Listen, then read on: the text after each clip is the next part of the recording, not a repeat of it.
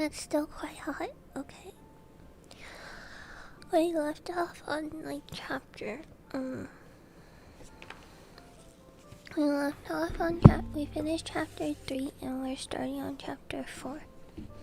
So, we'll see. I'm excited to read it because it was like kind of a cliffhanger and I was like, oh my lord, what's gonna happen? So, I'm excited. I hope you guys are excited too.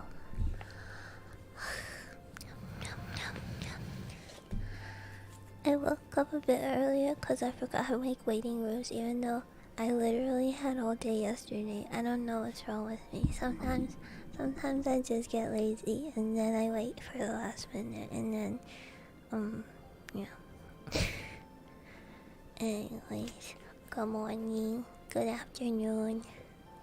If you're falling asleep, I hope this helps you. Here, I'll put myself closer, so yes.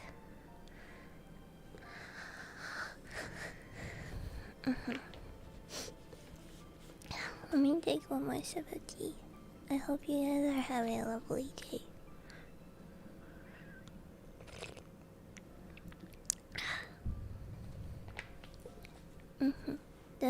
So, I'll summarize what just happened for people who weren't here when we read the other chapters. So, basically, Harry Potter, he killed Voldemort or something when he was a baby, but Voldemort also killed his parents, and so they was like, I'm going to make it so that,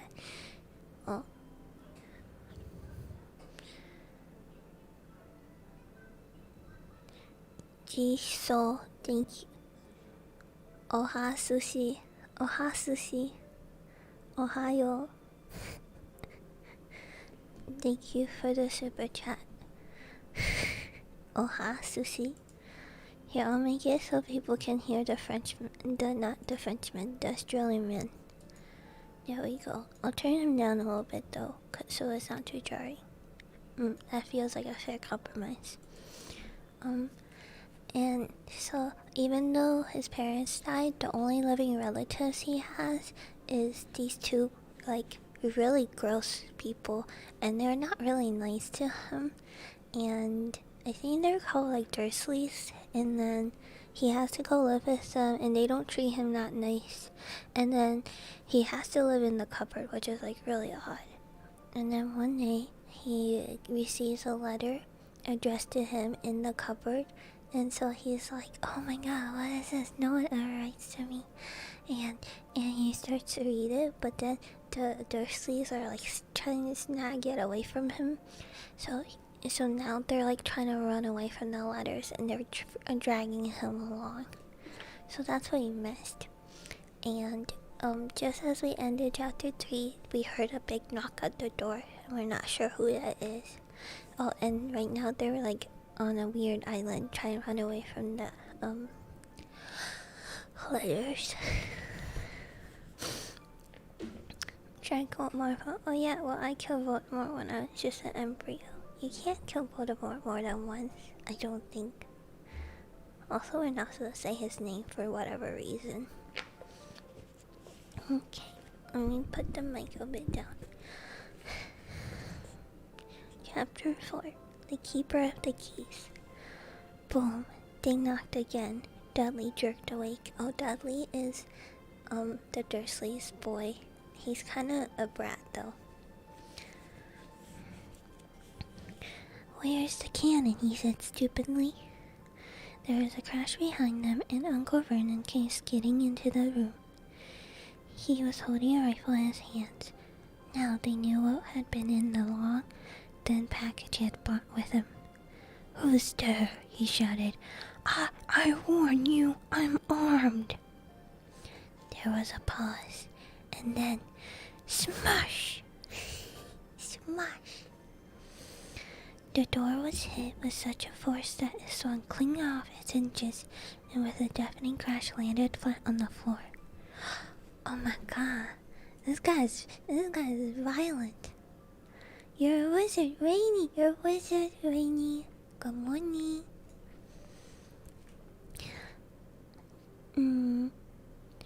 A giant of a man was standing in the doorway. His face was almost completely hidden by a long shaggy mane of hair and a wild tangled beard, but you could make out his eyes glinting like black beetles under all the hair.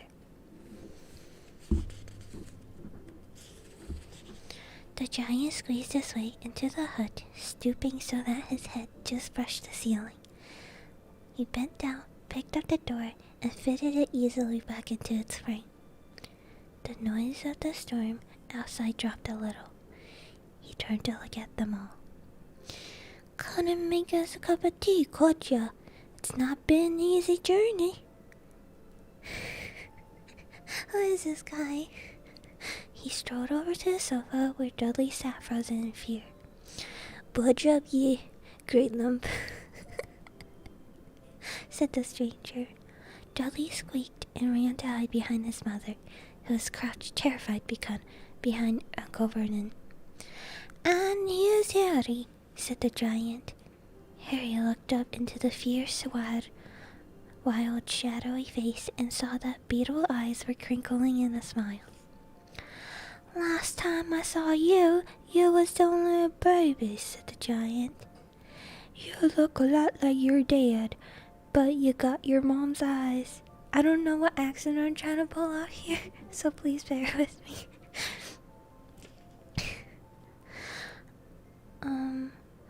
Uncle Vernon made a funny raspy noise. I demand you leave at once, sir," he said. "You're breaking and entering." "Aw, shut up, Dursley, you great poon," said the giant. He reached over the back of the sofa, jerked the gun out of Uncle Vernon's hand, bent it into a knot as easily as if it had been made of rubber, and threw it into a corner of the room. Uncle Vernon made another funny noise, like a mouse being trotted on. "Anyway, Harry," said the giant, turning his back on the Dursleys, "a very happy birthday to you. Got some for you. Some for you here." Sorry, it's like spelled out like so he has a weird accent. I might have sat on it at a point, but it'll taste alright. From an inside pocket of his black overcoat, he pulled out a slightly squashed box. Harry opened it with trembling fingers. Inside was a large, sticky chocolate cake with "Happy Birthday, Harry," written on it, with green icing. Wow. Something. I was just having trouble speaking. Harry looked up at the giant. He meant to say thank you, but the words got lost on his way to his mouth. And what he said instead was, "Who are you?" The giant chuckled. "True, I haven't introduced myself. Rubrius Hagrid, keeper of the keys and grounds at Hogwarts." Hagrid from earlier. He held out an enormous hand and shook Harry's whole arm. "What's about that tea then, eh?" he said, rubbing his hand together. "I'd not say no to summer strong, if you got it, mind." His eyes fell on the empty crate with the shriveled chip bags in it. Empty grate with shriveled chip bags in it, and he snorted. He bent down over the fireplace. They couldn't see what he was doing, but when he drew back for a second later, there was a roaring fire there. It filled the whole damp hut with flickering light, and Harry felt the warmth wash over him, as though he'd sunk into a hot bath. The giant sat back down on the sofa, which sagged under his weight, and began taking all sorts of things out of his pockets. A copper kettle, a squashy package of sausages, a poker, a teapot, several chip mugs, and a bottle of some amber liquid that he took a swig from before starting to make tea. Soon the hut was filled with sounds and smells of sizzling sausage. Nobody said a thing while the giant was working, but as he slid the first 6 fat, juicy, slightly burned sausages from the poker, Dudley fidgeted a little. Uncle Vernon said sharply. Don't touch anything he gives you, Dudley. The giant chuckled darkly. Your great pudding of a son don't need fattening anymore, Dursley. Don't worry. Pudding of a son. He walked the sausages to Harry, who was so hungry he had never tasted anything so wonderful, but he still couldn't take his eyes off the giant. Finally, as nobody seemed about to explain anything, he said, I'm sorry, I don't really know who you are. The giant took a gulp of tea, wiped his mouth with the back of his hand. Call me Hagrid, he said.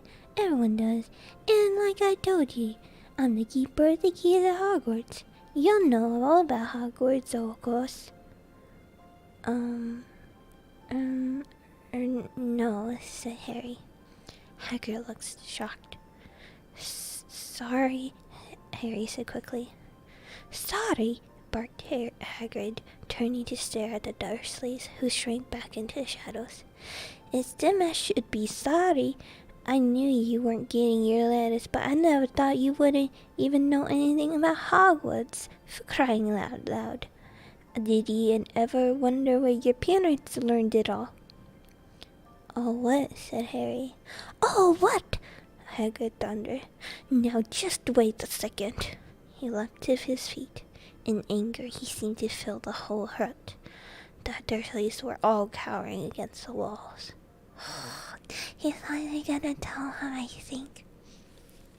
Kettle from his pocket. Now that's a huge pocket. It's a magic pocket.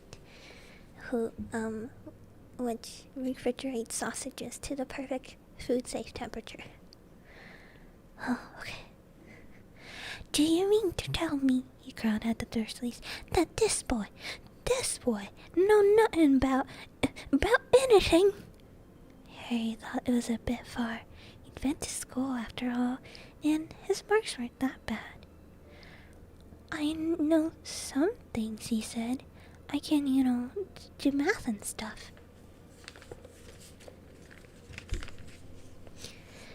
But Hagrid simply waved his hand and said, about our world. I mean, your world, my world, your parents' world. What world? Hagrid looked as if he was about to explode. Dursleys, he boomed. Uncle Vernon, who had gone very pale, whispered something that sounded like Mimble Wimble. Hagrid stared wildly at Harry. But you must know about your mom and dad, he said. I mean, they're famous. You're famous. What? My mom and dad weren't famous. Were they? You don't know. Hagrid ran his fingers through his hair, fixing Harry a bewildered stare. Yeah, you don't know about what you are? He said finally. Uncle Vernon suddenly found his voice. Stop, he commanded. Stop right there, sir. I forbid you to tell this boy anything. A braver man than Vernon Dursley would have quailed under the furious look Hagrid now gave him. When Hagrid spoke, his every syllable trembled with rage. You never told him what was in the letter Dumbledore left for him.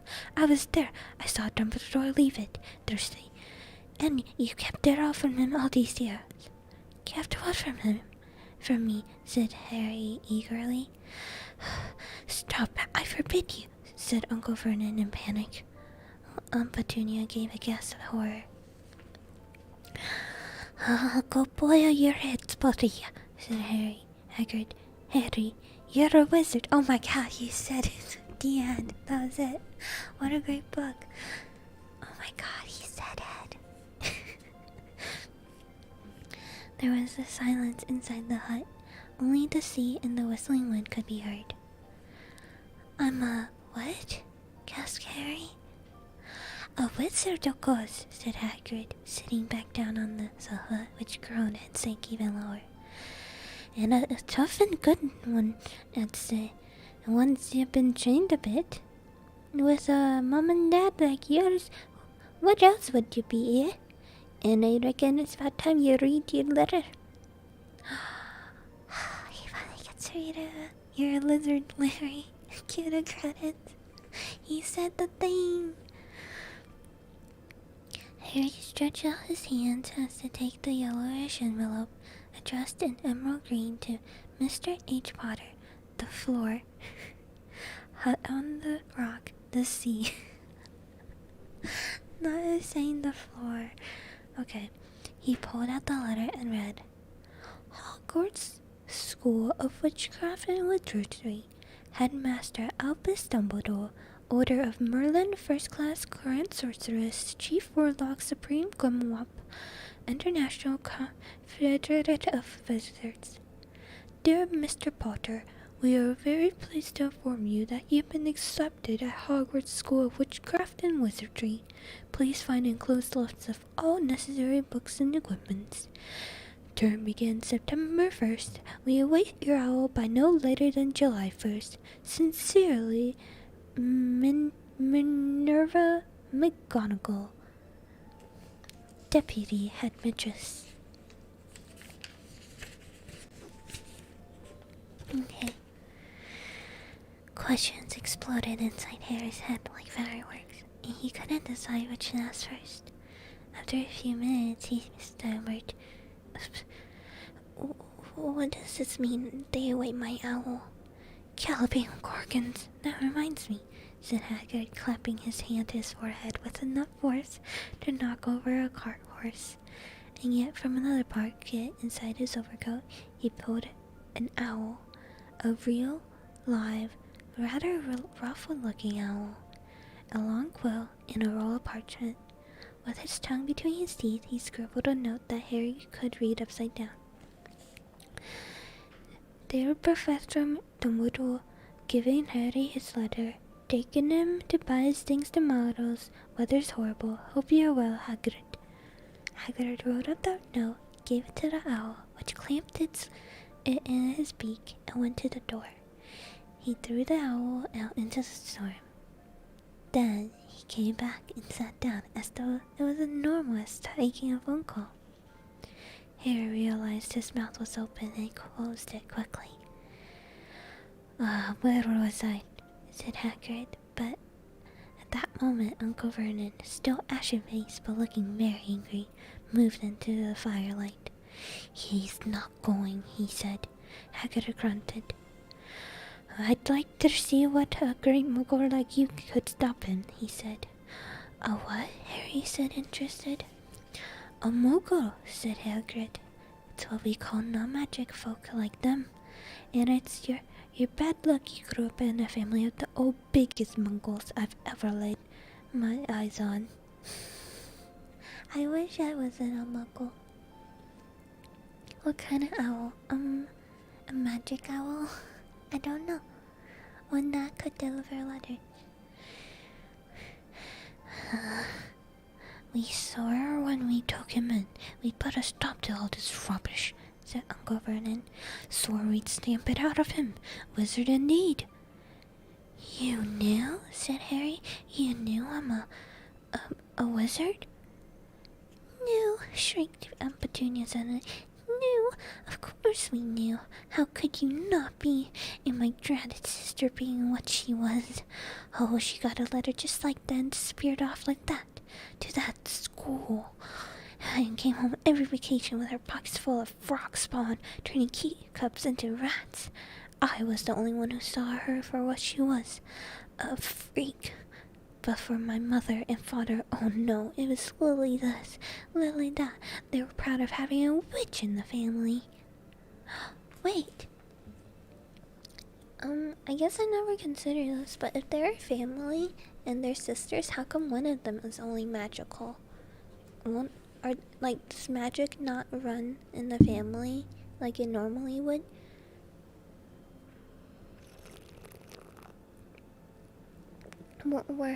Were her parents not magic? Maybe I skipped a generation. Read on, it gets explained. Okay, I will. Let me take another sip. I'm so curious, I just want to know. She stopped to draw a deep breath and then went on ranting. It seemed like she'd been wanting to say all this for years. Then she met that Potter at school and they left and got married and had you, and of course I knew you'd just be the same, just as strange, as abnormal. And then if you please, she went and she got herself blown up, and then we landed with you. Harry had gone very white. As soon as he found his voice, he said, "Blown up? You told me they died in a car crash." "Car crash!" roared Hagrid, jumping up so angrily that the Dursleys scuttled back in their corner. "How could your car crash kill Lily and James Potter? An outrage, a scandal! Harry Potter not knowing his own story when every kid in our world knows his name."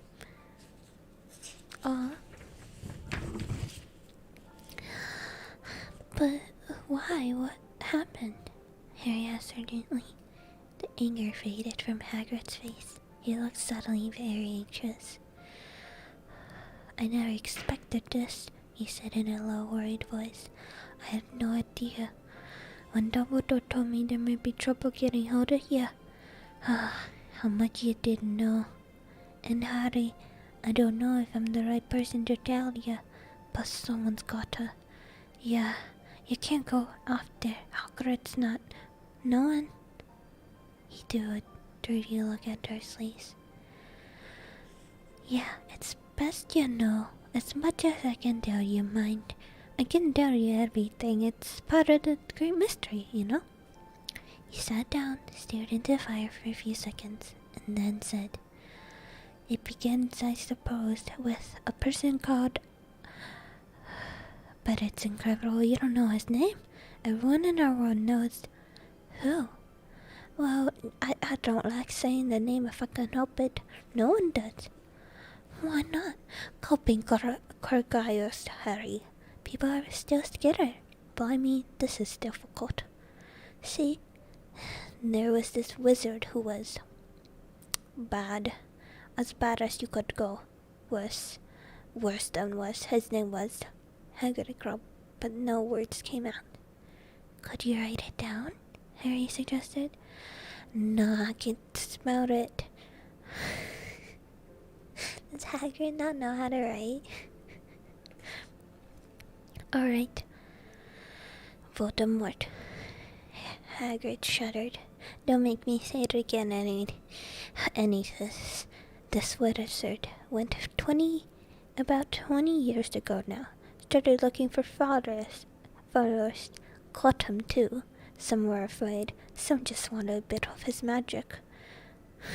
'Cause he was getting himself power, alright. Dark days, Harry. Didn't know who to trust. Didn't dare get friendly with strange wizards or witches. Terrible things happened. He was taken over. 'Cause some people stood up to him, and he killed them horribly. The only safe places left for Hogwarts. Reckon Dumbledore's the only you-know-who was afraid of.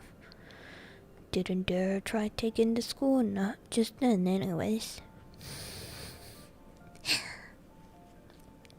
Why didn't Dumbledore just fight him? Like zippity zappity boop, you know?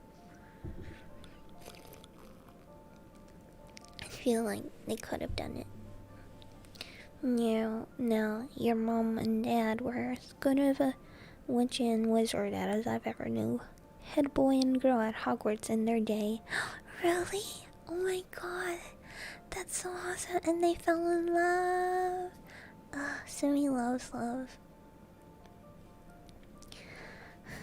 Suppose the mystery is why you-know-who never tried to get him on his side before knew they were too close to Dumbledore. Wanted anything to do with the dark side. Maybe he thought he could persuade... Oh, sorry, it's still Hogwarts. Man, he talks a lot. Maybe he thought he could persuade them. Maybe he just wanted them out of the way. All anyone knows is he turned up in the village where they were living on Halloween 10 years ago. And you was just 8 years old. He came to your house and Hagrid suddenly pulled out a very dirty spotted handkerchief and blew his nose with with the sound of with a sound like a foghorn.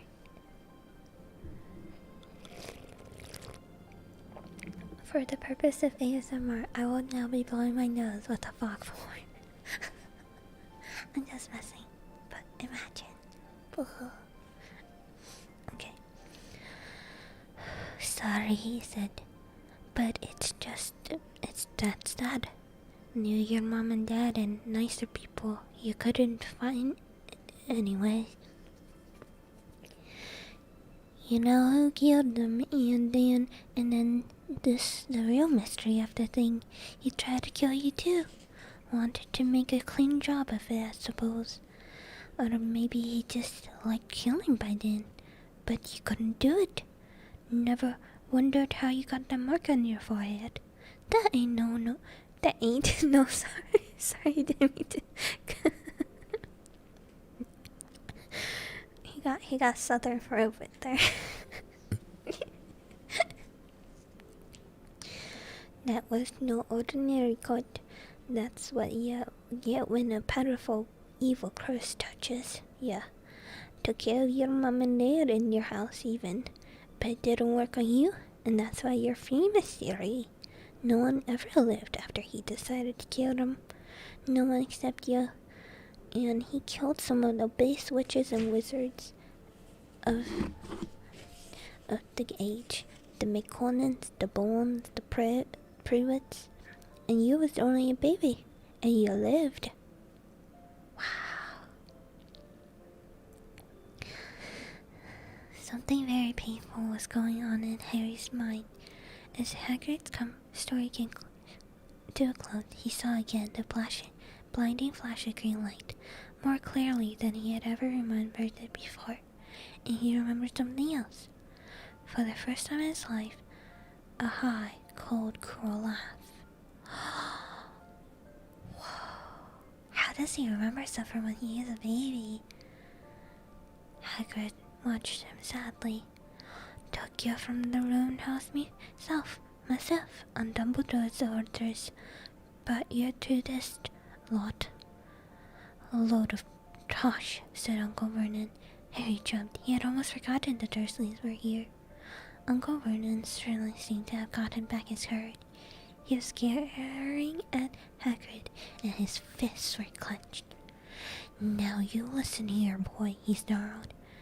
Except there's something strange about you, and probably nothing a good beating would have cured. And as for all this about your parents, well, they were weirdos, no denying it, and the world's better off without them in my opinion. And as for all they got getting mixed up as these wizarding types, just what I expected. Always knew they'd come to a sticky end. But just at that moment, Hagrid leaped from the sofa, drew a battered pink umbrella from inside his coat, pointed it at Uncle Vernon like a sword. He said, I'm warning you, Dursley. I'm warning you. One more word. In danger of being speared by the end of an umbrella by a bearded giant, Uncle Vernon's courage failed again. He flattened himself against the wall and fell silent. You can't tell a kid that their parents are better off dead.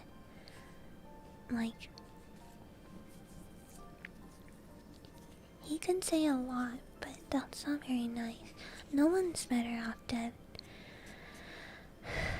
That's better, said Hagrid, breathing heavily and sitting back down on the sofa, which this time sagged right down to the floor. Harry, meanwhile, still had questions to ask, hundreds of them. But what happened to you know who? Good question, Harry. Disappeared, vanished. Some night he tried to kill you, make you even more famous. That's the biggest mystery, see. He's getting more and more powerful. Why did he go? Some say he died, caught swallowed. In my opinion, don't know if he had enough human left in him to die. Some say he's still out there, bending his time but I don't believe it. People who was on his side came through ours. Some of them came out of kind of trained this. Don't reckon they could have done it if he wasn't coming down. Back down. Most of us reckon he's still out there somewhere, but he just lost his powers. Too weak to carry on. 'Cause something about you finished him, Harry. There was something going on that night he hadn't counted on. I don't know what it was, but no one does. But something about you stumped him all right. Hagrid looked at Harry with warmth and respect blazing in his eyes. But Harry, instead of feeling pleased and proud, felt quite sure there had been a horrible mistake. A wizard? Him? How could he possibly be? He spent his life being clouded by the Dudley and bullied by Aunt Petunia and Uncle Vernon. He was really a wizard. Why hadn't they been turned into warty toads every time they tried to lock him into his cupboard? If he'd once defeated the greatest sorcerer in the world, how come Dudley had always been able to kick him around like a football? Aww.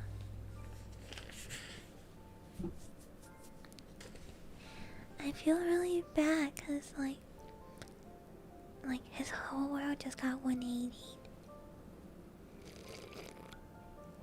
But I'm glad he's finally able to escape the Dursleys.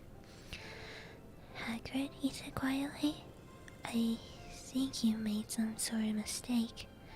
I don't think I can be a wizard. To his surprise, Hagrid chuckled. Not a wizard, they. Never made things happen when you were angry or scared. Harry looked into the fire. Now that he came to think about it, every odd thing that ever made his aunt and uncle furious with him had happened when he, Harry, had been upset or angry. Chased by Dudley Gay, he'd somehow found himself out of their reach, dreading to going into school with that ridiculous haircut. He'd managed to make it grow back. And the very last time Dudley had hit him, hadn't he got his revenge without even realizing it? Hadn't he set the boa constrictor on him?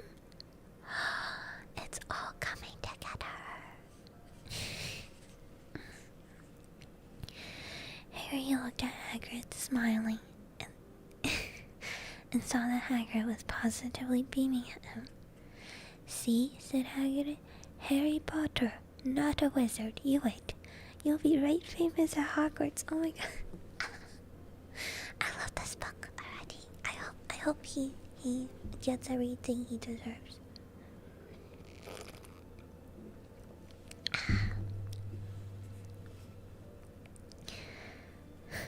But Uncle Vernon wasn't gonna give in without a fight. Haven't I told you he's not going? He hissed. He's just going to Stonewall High, and he'll be grateful for it. I've read those letters, and he needs all sort of this rubbish spellbooks and wands, and if he wants to go, a great muggle like you won't stop him, growled Hagrid. Stop Lily and James's Potter son going to Hogwarts. You're mad! His name's been down ever since he was born. He's off to the finest school of wizards and witchcrafts and wizardry in the world. 7 years there, and he won't know himself.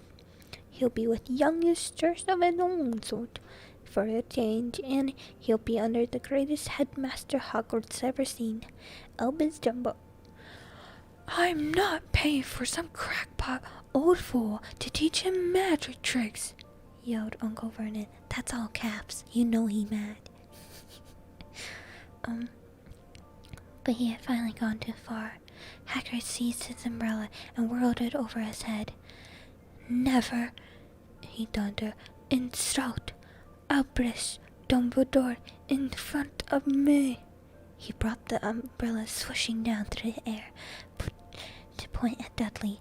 There was a flash of light, a sound like a firecracker, a sharp squeal. The next second, Dudley was dancing on the spot with his hand clasped over his bottom, howling in pain.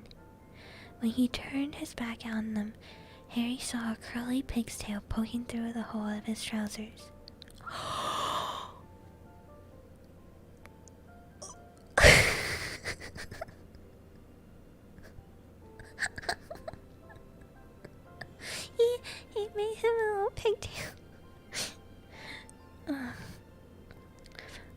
Vernon roared. Pulling Aunt Petunia and Dudley into the other room, he cast one last terrified look at Hagrid and slammed the door behind him. Oh my god. Oh, is it gonna go back? Like, oh my, are they gonna, oh my, I hope he has to go to school with his little pigtail. I guess I've never seen a pigtail in real life. Wait, I wanna Google it. Please give me a second to Google. Pigtail.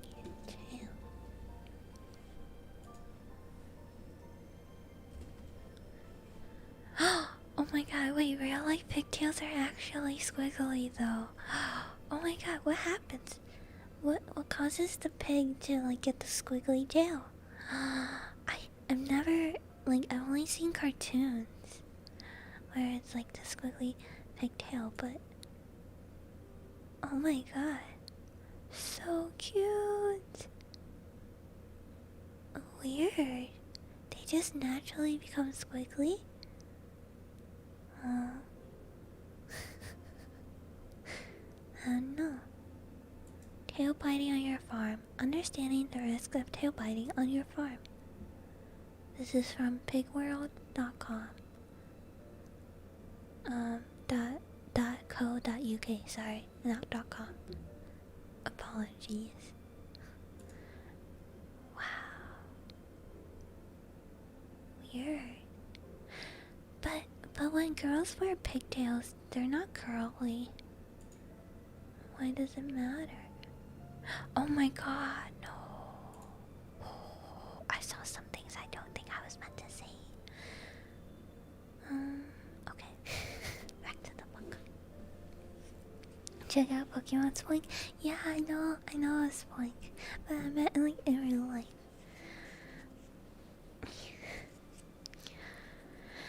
Hagrid looked down at his umbrella and stroked his beard.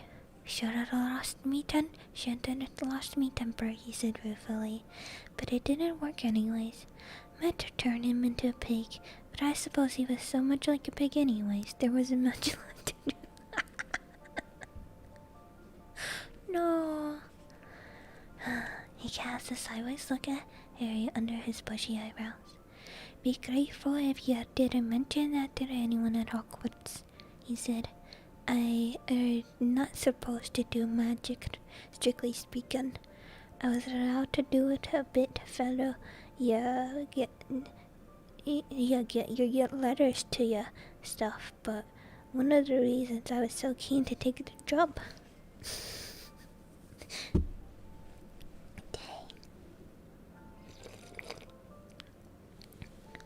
Why aren't you supposed to do magic? Asked Harry. Oh, well, I was at Hogwarts myself, but I got expelled, to tell you the truth. And me third yet, they snapped me 1.5 and everything. But Dumbledore let me stay as a gatekeeper. Great man, Dumbledore. Why were you expelled?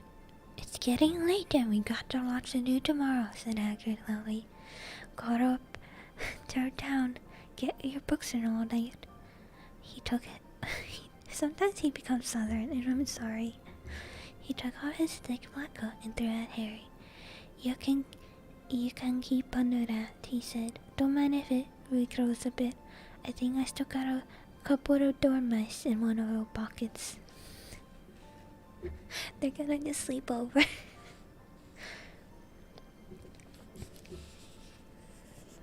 Okay. Oh, that was the last. Oh, that was chapter 4. Chapter 5. Diagon Alley. I know Diagon Alley. It's like the wizard place, I think. I don't know. I suppose.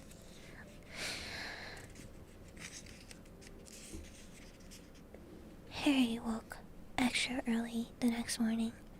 Although he could tell it was daylight, he kept his eyes tight shut. It was a dream, he told himself firmly. I dreamed a giant called Hagrid came to tell me I was going to the School of Wizards. When I open my eyes, I'll be at home in my cupboard. There was suddenly a loud tapping noise. And there's Petunia knocking on the door, Harry thought, his heart sinking, but he still didn't open his eyes. It has been such a good dream. Tap, tap, tap. Alright, Harry mumbled. I'm getting up. Harry sat up, and Hagrid's heavy coat fell off of him. The hut was full of sunlight, and the storm was over. Hagrid himself was asleep on the collapsed sofa, and there was an owl wrapping its claws on the window, a newspaper held in its beak. Harry scrambled to his feet, so happy he felt as though a large balloon had swelled inside of him. He went straight to the window and jerked it open. The owl swooped in and dropped the newspaper on top of Hagrid, who didn't wake up. The owl then fluttered onto the floor and began attacking Hagrid's coat. Don't do that. Harry tried to wave the owl out of the way, but it snapped its beak fiercely at him and carried on savaging the coat. Hagrid! Oh, sorry, every time I say Hagrid, I have to say Hagrid. Hagrid, Harry said loudly, there's an owl. Pay him. Bait him. Hagrid grunted into the sofa. What? He wants paying for delivering the paper. Better look in the pockets. Hagrid's coat seemed to be made of nothing but pockets. Bunches of keys, slug pellets, balls of string, peppermint humbugs, tea bags, and finally, Harry pulled out a handful of strange-looking coins. Give him 5 nuts, said Hagrid sleepily. Nuts? The little bronze ones. Harry counted 5 little bronze coins, and the owl held out his leg so Harry could put the money inside a small leather pouch tied to it. Then he flew off through the open window. Hagrid yawned loudly, sat up, stretched.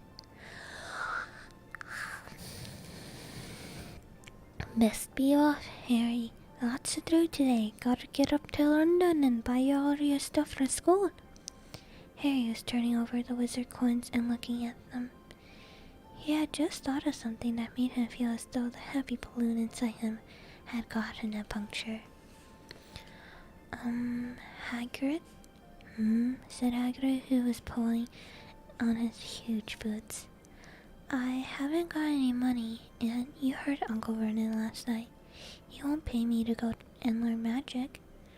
Ah, don't worry about that, said Hagrid, standing up and scratching his head. Don't you think your parents didn't leave you anything? But their house was destroyed. They didn't keep their gold in the house, boy. Nah, first step is Gringotts, Wizard's Bank.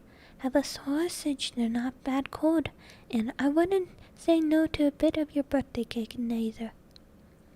Wizards have banks? Just the one. Gringotts, run by goblins. Harry dropped a bit of sausage he was holding. Goblins?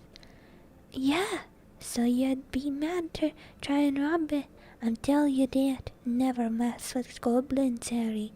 Gringotts is the safest place in the world for anything you want to keep safe. Except maybe Hogwarts.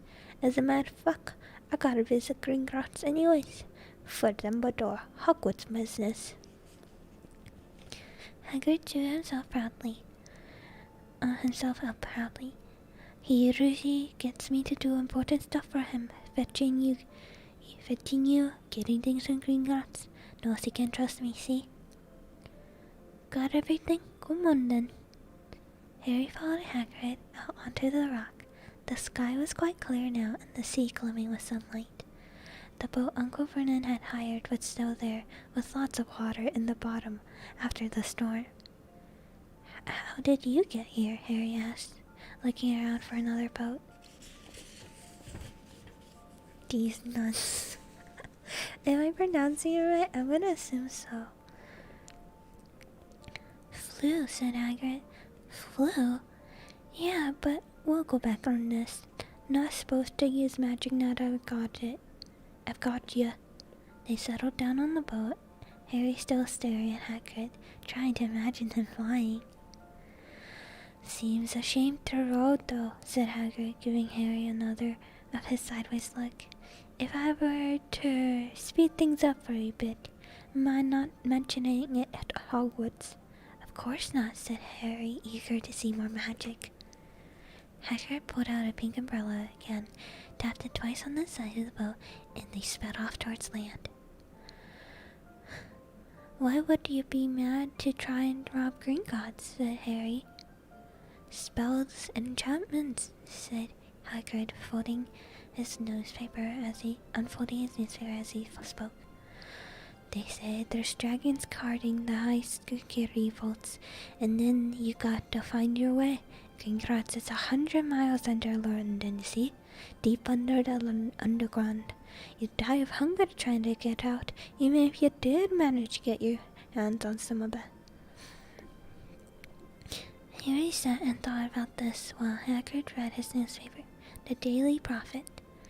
Harry had learned from Uncle Vernon that people liked to be left alone while he did this, but it was very difficult. He'd never had so many questions in his life. Ministry of Magic messing things up as usual, Hagrid muttered, turning the page. There's a Ministry of Magic? Harry asked, before he could stop himself.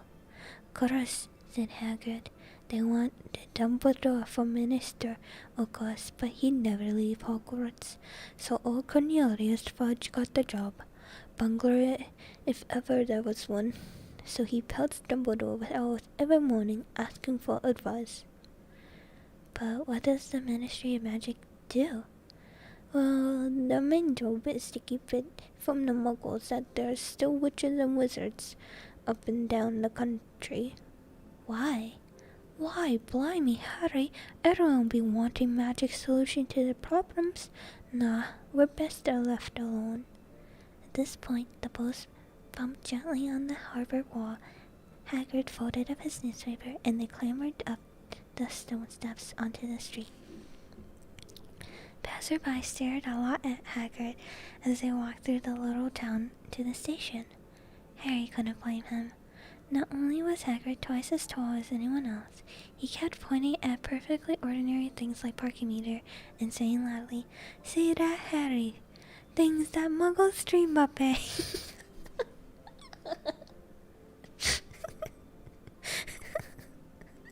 Sorry for the snort.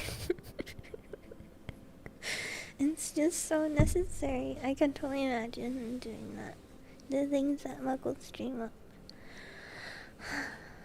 Hagrid, said Harry, panting a little bit as he ran to keep up. Did you say there were dragons at Gringotts? Well, so they say, said Hagrid. Crikey, I'd like a dragon. You'd like one? Wanted one ever since I was a kid. Oh, here we go. They had reached the station. There was a train to London in 5 minutes' time. Hagrid, who didn't understand muggle money, as he called it, gave the bills to Harry so he could buy their tickets. With a hard L, muggle.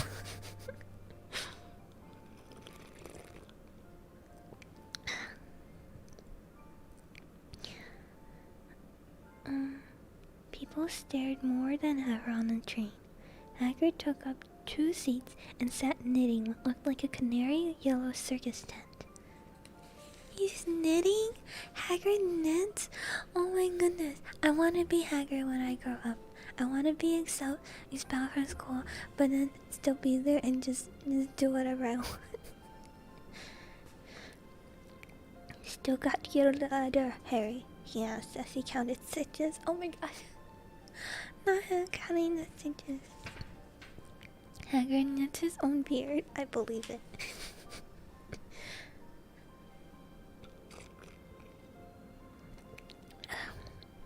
Harry took the parchment envelope out from his pocket. Good, said Hagrid. There's a list there with everything you need. Harry unfolded the second piece of paper he hadn't noticed the night before, and read, Hogwarts School of Witchcraft and Wizardry. Uniform. First-year students will require 3 sets of plain work robes, black, 1 plain pointed hat, black, for day wear, 1 pair of protective gloves, dragon hide or similar, 1 winter coat, black, with silver fastenings. Please note that all people's clothes should carry name tags.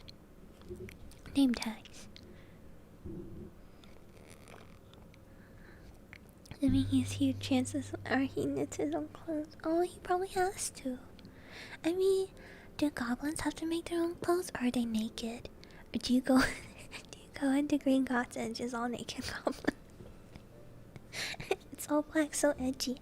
I think, they get more colors as they, I don't know, someone said once you're really high up, you can dress in whatever colors you want.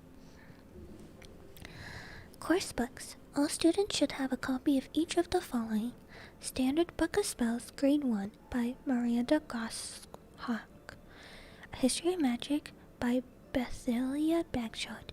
Magic Theory, by Aldebert Waffling. A Beginner's Guide to Transfigurations, by Emmerich Switch.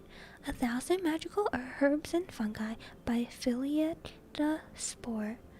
Magic Drafts and Potions, by Arshenius Jigger.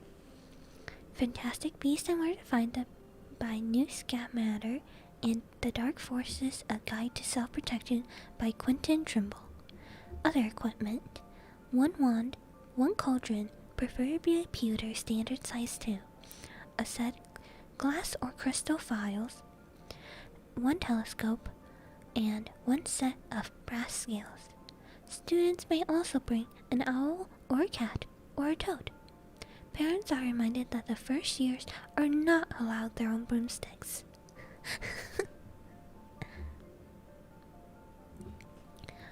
Can we buy all this in London? Harry wondered out loud. If you know where to go, said Hagrid. Harry had never been to London before. Although Hagrid seemed to know where he was obviously not used to getting it there in an ordinary way. He was stuck in the ticket barrier underground and complained loudly that the seats were too small and the trains were too slow. Oh, I don't know how the Muggles manage without magic, he said as they climbed a broken-down escalator that led to a bustling road lined with shops. Hagrid was so huge that he parted the crowd easily. All Harry had to do was keep a close eye on him. They passed bookshops and music stores, hamburger restaurants and cinemas, but nowhere that looked as if you could sell a magic wand. Sumi with a toad water buddies? No, I want a cat. I'd want a cat familiar. This was just an ordinary street of ordinary people. Could there really be piles of wizard gold buried miles beneath them? Were there really shops that sold spellbooks and broomsticks? Might this not all be some huge joke that the Dursleys had cooked up? If Harry hadn't known that the Dursleys had no sense of humor, he might have thought so. Yet somehow, even though everything Hagrid had told him so far was unbelievable, Harry couldn't help but trust him. This is it, said Hagrid, coming to a halt. The Leaky Cauldron, a famous place. It was a tiny grubby looking pub. If Hagrid hadn't pointed it out, Harry wouldn't have noticed it was there. The people hurrying by didn't glance at it. Their eyes slid from the big bookshops on one side of the street to the record shop on the other, as if they couldn't see the Leaky Cauldron at all. In fact, Harry had the most particular feeling that only he and Hagrid could see it. Before he mentioned this, Hagrid had steered him inside. For a famous place, it was very dark and shabby. A few old women were sitting in a corner drinking tiny glasses of sherry. One of them was smoking a long pipe. A little man in a top hat was talking to the old bartender, who was quite bald and looked like a toothless walnut. What does that mean, a toothless walnut? The low buzz of chatter stopped when they walked in. Everyone seemed to know Hagrid. They waved, smiled at him, and the bartender reached for a glass, saying, "The usual, Hagrid." "Can't, Tom. I'm on Hogwarts business," said Hagrid, clapping his great hand on Harry's shoulder, making Harry's knees buckle. "Good Lord," said the bartender, peering at Harry. "Is that? Can it be?" The leaky cauldron had suddenly gone completely still and silent. "Bless my soul," whispered the old bartender. "Harry Potter, what an honor." He hurried out from behind the bar, rushed towards Harry, and seized his hands, tears in his eyes. "Welcome back, Mr. Potter. Welcome back." Harry didn't know what to say. Everyone was looking at him. The old woman with the pipe was puffing on it without realizing it had gone out. Hagrid was beaming. Then there was a great scraping of chairs, and the next moment Harry found himself shaking hands with everyone inside the leaky cauldron. "Doris Crockford, Mr. Potter. Can't believe I'm meeting you at last." "So proud, Mr. Potter, so proud." "I always wanted to shake your hand. I'm all flustered." "Delightful. Delighted, Mr. Potter. Just can't tell you. Diggle's the name, Deathless Diggle." "I've seen you before," said Harry, as Deathless Diggle's top hat fell off in his excitement. "You'd bow to me once in a shop." "He remembers!" cried Deathless Diggle, looking around at everyone. "Did you hear that? He remembers me!" "Oh my goodness." Harry shook hands again and again. Doris Crockford kept coming back for more. A pale young man made his way forward very nervously, one of his eyes twitching. "Professor Quirrell," said Hagrid. "Harry, Professor Quirrell will be one of your teachers at Hogwarts." "Potters," stammered Professor Quirrell. "Quirrell? I'm gonna say Quirrell." Grasping Hagrid's hand. Can't tell you how pleased I am to meet you." "What sort of magic do you teach, Professor Quirrell?" "Defense against the dark arts." Quirrell? Okay, I'll say Quirrell. Quirrell. "Dark arts," muttered Professor Quirrell, as though he'd rather not think about it. Not that you need it, hey, Potter?" He laughed nervously.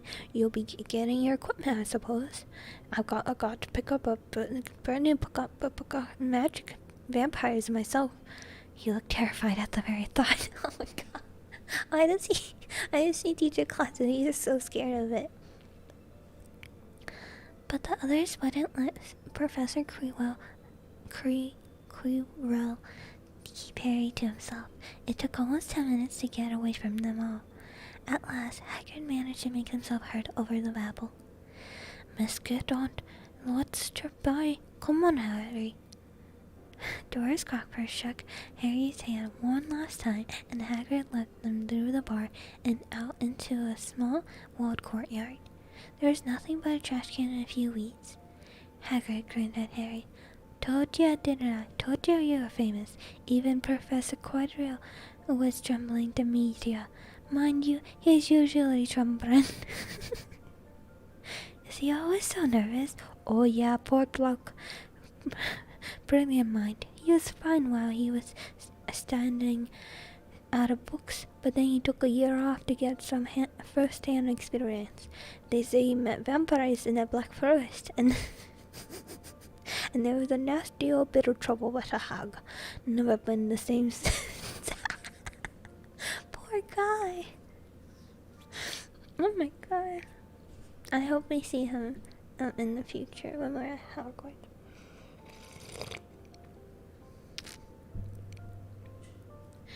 Scared of the student, scared of his own subject. Now, where's my umbrella? Vampires, hags. Harry's head was swimming. Hagrid, meanwhile, was counting bricks in the wall above the trash can. 2 up, 3 up, 2 across, he muttered. "Right, stand back, Harry." He tapped the wall 3 times with the point of his umbrella. The brick he touched quivered. It wiggled, and in the middle, a small hole appeared. It grew wider and wider. A second later, they were facing an archway large enough, even for Hagrid's. An archway made onto a cobbled street that twisted and turned out of sight. "Welcome," said Hagrid, "to Diagon Alley." He grinned at Harry in amazement. They stepped through the archway. Harry looking quickly over his shoulder, and he saw the archway shrink instantly back into a solid wall. The sun shone brightly onto a stack of cauldrons outside the nearest shop. Cauldrons, all sizes, copper, brass, pewter, silver, self-stirring, glassable. Said a sign hanging over them. Yeah, you'll be needing one, said Hagrid, but we gotta get your money first. Harry wished he had about 8 more eyes. He turned his head in every direction, and as they walked up and down the street, trying to look at everything all at once, the shops, the things outside them, the people doing their shopping. A plump woman outside an apothecary was shaking her head as they passed, saying, "Dragon liver, 17 sickles an ounce. They're mad." A low, soft hooting came from a dark shop with a sign saying, "Aelops, Owls, Emporiums. Tawny, Screech, Barn, Brown, and Snowy." Several boys about Harry's age had their noses pressed against the window with broomsticks in it. "Look," Harry heard one of them say, "the new Nimbus 2000. Fast as ever." There were shops selling robes, shops selling telescopes, and strange silver instruments Harry had never seen before. Windows stacked with barrels of bat spleens, eel eyes, and trotted piles of spellbooks, quails, and roads of parchment, potions and bottles, goblets of the moon, Gringotts, Hagrid said. They had reached the snowy white building that towered over the other little shops. Standing beside its burnished bronze doors, wearing a uniform of scarlet and gold was... "Yeah, that's a goblin," said Hagrid quietly as they walked up to the wide stone steps towards him. The goblin was about a head shorter than Harry. He had a swarthy, clever face, a pointed beard, and Harry noticed very long fingers and feet. He bowed as they walked inside. Now they were facing a second pair of doors, silver this time, with words engraved upon them. "Enter, stranger, but take heed of what awaits inside the sin of greed. For those who take but do not earn must pay most dearly in their turn. If you seek beneath our floors a treasure that was never yours, thief, ye have been warned, beware of finding more than treasure there." "Like I said, you'd be mad to try and rob it," said Hagrid. A pair of goblins bowed them through the silver doors, and they were in a vast marble hall. About 100 more goblins were sitting on high stools behind long counters, scribbling in large ledgers, weighing coins in brass scales, and examining precious stones through eyeglasses. There were too many doors to count leading off the hall, and yet more goblins were showing people in and out of these. Hagrid and Harry made for the counter. "Gobbers." "Morning," said Hagrid to a free goblin. "We come to take some money out of Mr. Potter's safe." "Have you got his key, sir?" "Got her here somewhere," said Hagrid, and he started emptying his pockets onto the counter, scattering a handful of moldy dog biscuits over the goblin's books of numbers. The goblin wrinkled his nose. Harry watched the goblin on the right weighing a pile of rubies as big as glowing coals. "Got it," said Hagrid at last, holding up a tiny golden key. The goblin looked closely at it. "This seems to be in order." "And I've got a letter right here from Professor Dumbledore," said Hagrid importantly, throwing out his chest. "It's about the you-know-who's vault in 713. The goblin read the letter carefully. "Very well," he said, handing it back to Hagrid. "I will have someone take you down to both vaults. Griphook, buddies." Yes, another goblin. Once Hagrid had crammed all the dog biscuits back inside his pockets, he and Harry followed Griphook towards one of the doors leading off the hall. "What's the you-know-what in vault of 713? Harry asked. "Can't tell you that," said Hagrid mysteriously. "Very secret. Hogwarts business. Dumbledore trusts me more than my job's worth to tell you that. Griphook held the door open for them. Harry, who had expected more marble, was surprised. They were in a narrow passage lit by flaming torches. It sloped steeply downwards, and there was a little railway tracks on the floor. Griphook whistled, and a small cart came hurtling up the tracks towards them. They climbed in, Hagrid with some difficulty, and were off. At first, they just hurtled through the maze of twisting passages. Harry tried to remember left, right, left, middle fork, right, left, but it was impossible. The rattling cart seemed to know its own way, but because Griphook wasn't staring. Harry's eyes stung as the cold air rushed past them, but he kept them wide open. Once he thought he saw a burst of fire at the end of the passage, and twisted around to see if it was a dragon, but too late. They were plunged deeper, passing an underground lake, where huge stalactites and stalagmites grew from the ceiling and floor. "I never know," Harry called to Hagrid over the noise of the cart. "What's the difference between stalagmite and stalactite?" "Stalagmites got it in a minute," said Hagrid. "And don't ask me questions now. I think I'm gonna be sick." He did look very green, and when the cart stopped at last beside the small door in the passage hall, Hagrid got out and had to lean against the wall to stop his knees from trembling. Griphook unlocked the door. A lot of green smoke came billowing out as it cleared, and as it cleared, Harry collapsed. Inside were mounds of gold coins, columns of silver, heaps of little bronze nuts. "All yours," smiled Hagrid. "All Harry's." It was incredible. The Dursleys couldn't have known about this, or they would have had it from him faster than blinking. How often had they complained about how much Harry cost them to keep? And all this time, there was a small fortune belonging to him, buried deep under London. Hagrid helped Harry pile some of it onto a bag. "The gold ones are galleons," he explained. 17 silver sickles to a galleon, and 29 nuts to a sickle. It's easy enough. Right, that should be enough for a couple of terms. We'll keep the rest safe for you. He turned to Griphook. "Vault 1713 now, please, and can we go more slowly?" "One speed only," said Griphook. They were going even deeper now, and ratter and gathering speed. The air became colder and colder as they hurtled round tight corners. They went rattling over an underground ravine, and Harry leaned over the side to try to see what was down at the dark bottom. But Hagrid groaned and pulled him back by the scruff of his neck. Vault 713 had no keyhole. "Stand back," said Griphook importantly. He stroked the door gently with one of his long fingers, and it simply melted away.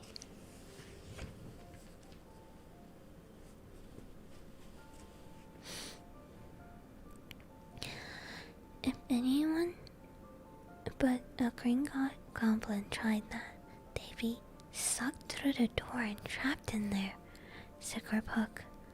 How often do you check to see if someone's in there?" Harry asked.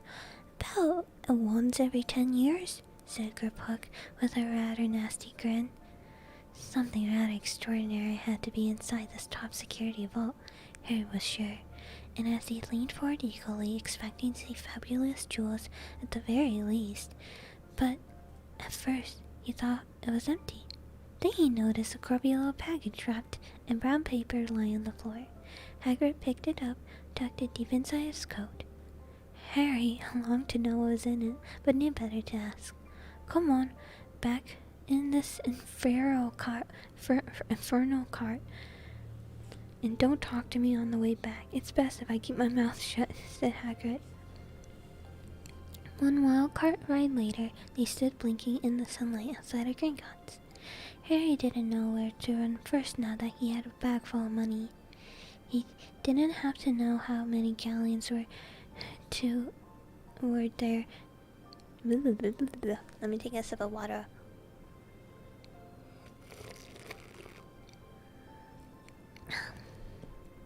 Harry didn't know where to run first now that he had a bag full of money. He didn't have to know how many galleons were to a pound to know that he was holding more money than he had in his whole life. More money than even Dudley ever had.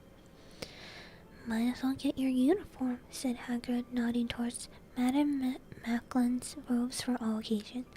Listen, Harry, would you mind if I stepped off for to pick me up at the leaky cauldron? I hate them Gringotts carts. He still looked a little bit sick, so Harry entered Madame Macklin's shop alone, feeling nervous. Madame Malkin was a squat, smiling witch dressed all up in mauve. Hogwarts there, she said when Harry started to speak. Got the lot there. Another young man be fitted up just now, in fact. In the back of the shop, a boy with pale, pointed face was standing on a footstool, while a second witch pinned up his long black robe. Madame Malkin stood Harry on a stool next to him, slipped a long robe over his head, and began to pin it to the right length. Hello, said the boy. Hogwarts too? Yes, said Harry. My father's next door buying me books, and my mother's up the street looking at once, said the boy. He had a bored, drawling voice. Then I'm gonna drag them off to look at racing brooms. I don't see why first years can't have their own. I think I'll bully father into getting me one, and I'll smuggle it in somehow. Harry was strongly reminded of Dudley. Have you got your own broom? The boy went on. No, said Harry. Play Quidditch at all? No, Harry said, wondering what on earth Quidditch could be. I do.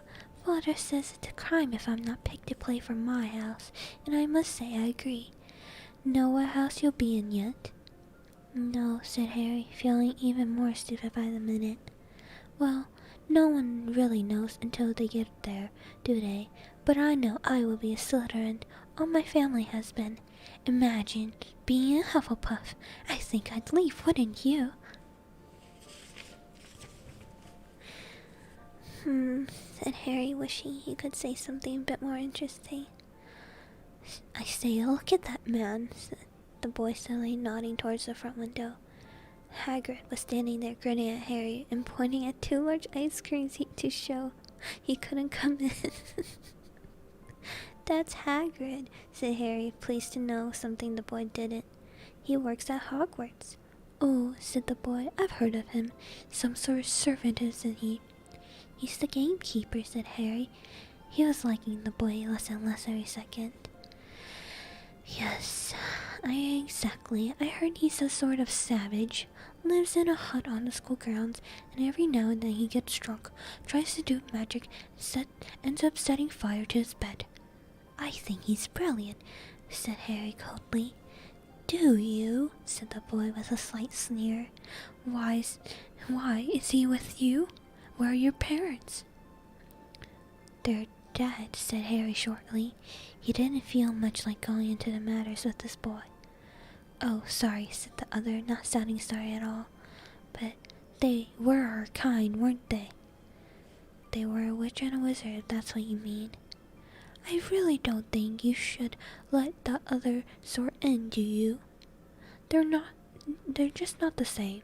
They've never been brought up to know our ways. Some of them have never even heard of Hogwarts till they get the letter, I imagine.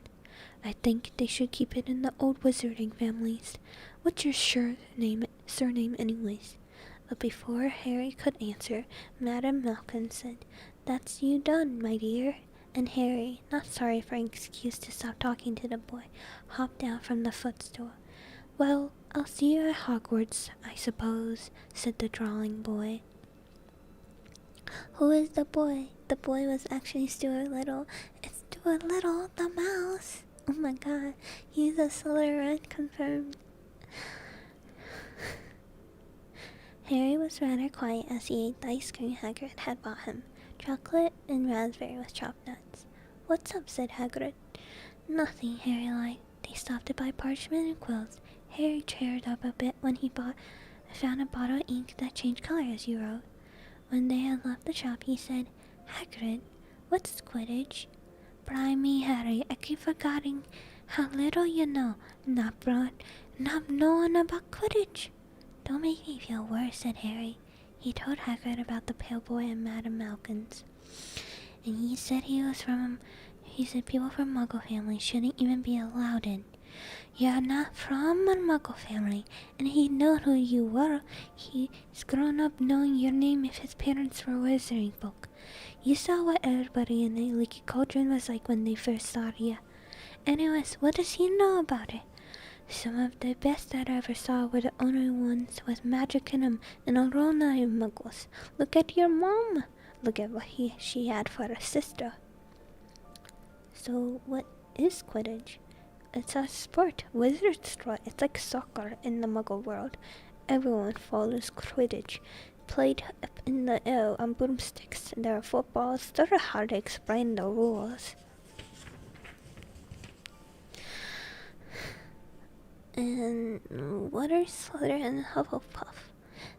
"Schoolhouses. There are 4 schools. Everyone's a Hufflepuff, since Hufflepuffs are a lot of old duffers, but..." "I bet I'm a Hufflepuff," said Harry gloomily. "But a Hufflepuff and Slytherin," said Hagrid darkly. "There's not a single wizard who went bad who wasn't in Slytherin. Or you know who was... you know who was at Hogwarts?" "Yes, years ago, said Hagrid. They bought Harry's school books in a shop called Floors and Blots, where the shelves were stacked to the ceiling with books as large as paving stones bound in leather. Books of the size of postage stamps and covers of silk. Books full of particular symbols, and a few books with nothing in them at all. Even Dudley, who never read anything, would have been wild to get his hands on some of these. Hagrid almost had to drag Harry away from curses and counter curses. Bewitch your friends and befuddle your enemies with the last revenges, hair loss, jelly legs, tongue tying, and much, much more, by Professor Vindictus Viridian. I was trying to find out how to curse Dudley. I'm not saying that's not a good idea, but you're not supposed to use magic in the Muggle world except in very special circumstances, said Hagrid. And anyways, you couldn't work any of them curses yet. You need a lot more study before you get to that level. Hagrid wouldn't let Harry buy a solid good gold cauldron either. It says pewter on their list, but they did get a nice set of scales for weighing gold potion ingredients and a colossal brass telescope. When they visited the apothecary, which was fascinating enough to make up for its own horrible smell, a mixture of bad eggs and rotten cabbages, barrels of slimy stuff stood on the floor. Jars of herb, dried fruits, and bright powders lined the walls. Bundles of feathers, strings, and things. Snarled claws hung from the ceiling. While Hagrid asked the man behind the counter for a supply of some basic potion ingredients for Harry himself examined silver unicorn horns at 21 gallons each, and a minuscule, glittery black beetle eyes. 5 nuts a scoop. Oh my god, I would love to go to one of these stores.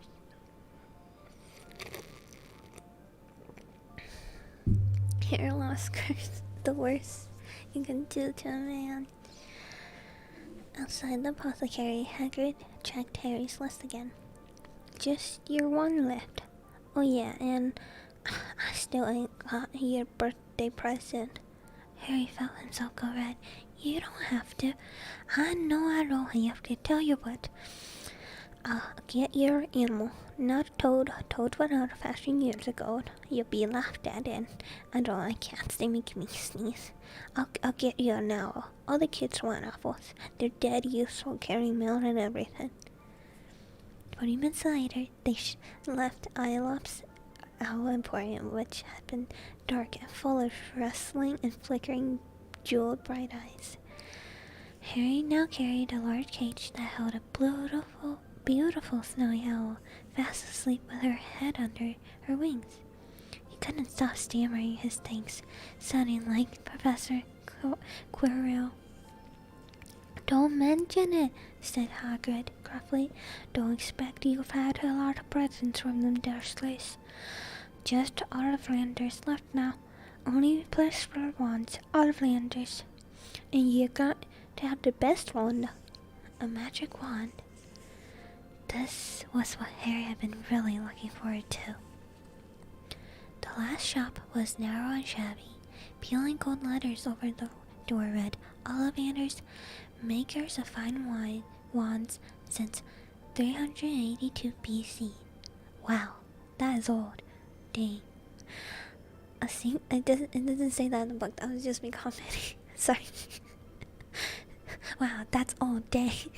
That's part of their model. A single wand lay on a faded purple cushion in the dusty window.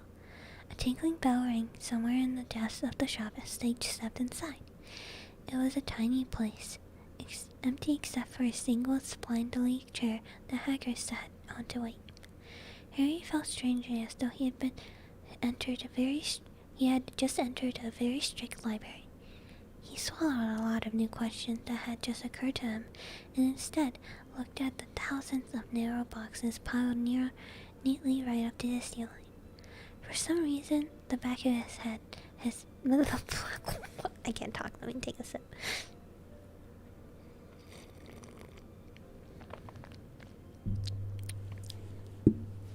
For some reason, the back of his neck prickled. It was very That's a typo in the book. It's supposed to say dusty, but it says... Never mind, it's not a typo, I can't read. The very dust and silence in here seemed to tingle with some secret magic. Good afternoon, said a soft voice. Harry jumped. Hagrid must have jumped too, because there was a loud crunching noise, and he got stiffly off the spindly chair. An old man was standing before them, his wide pale eyes shining like moons through the gloom of the shop. Hello, said Harry awkwardly. Ah, yes, said the man. Yes. I thought I'd be seeing you soon. Harry Potter. It wasn't a question. You have your mother's eyes. And it seems only yesterday she was in here herself, buying her first wand. 10 1/4 inches long, swishy, made of willow. Nice wand for charm work. Mr. Ollivander moved closer to Harry.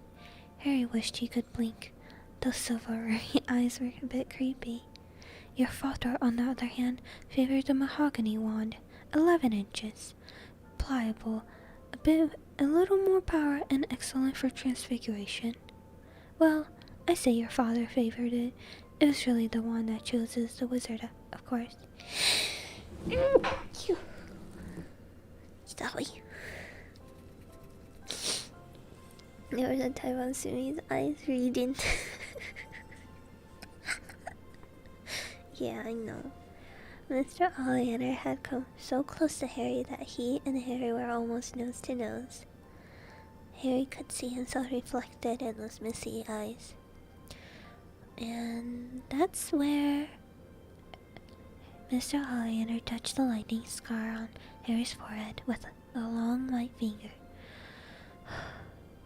I'm so sorry to say I sold the wand that did it, he said softly.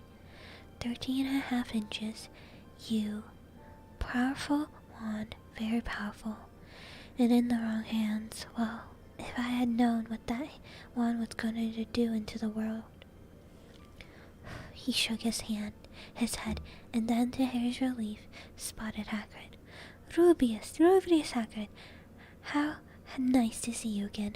Oak, 16 inches, rather bendy, wasn't it? It was, sir, yes, said Hagrid. Good wand, that one, but I suppose they snapped it in half when you got expelled, said Mr. Ollivander, suddenly stuttered.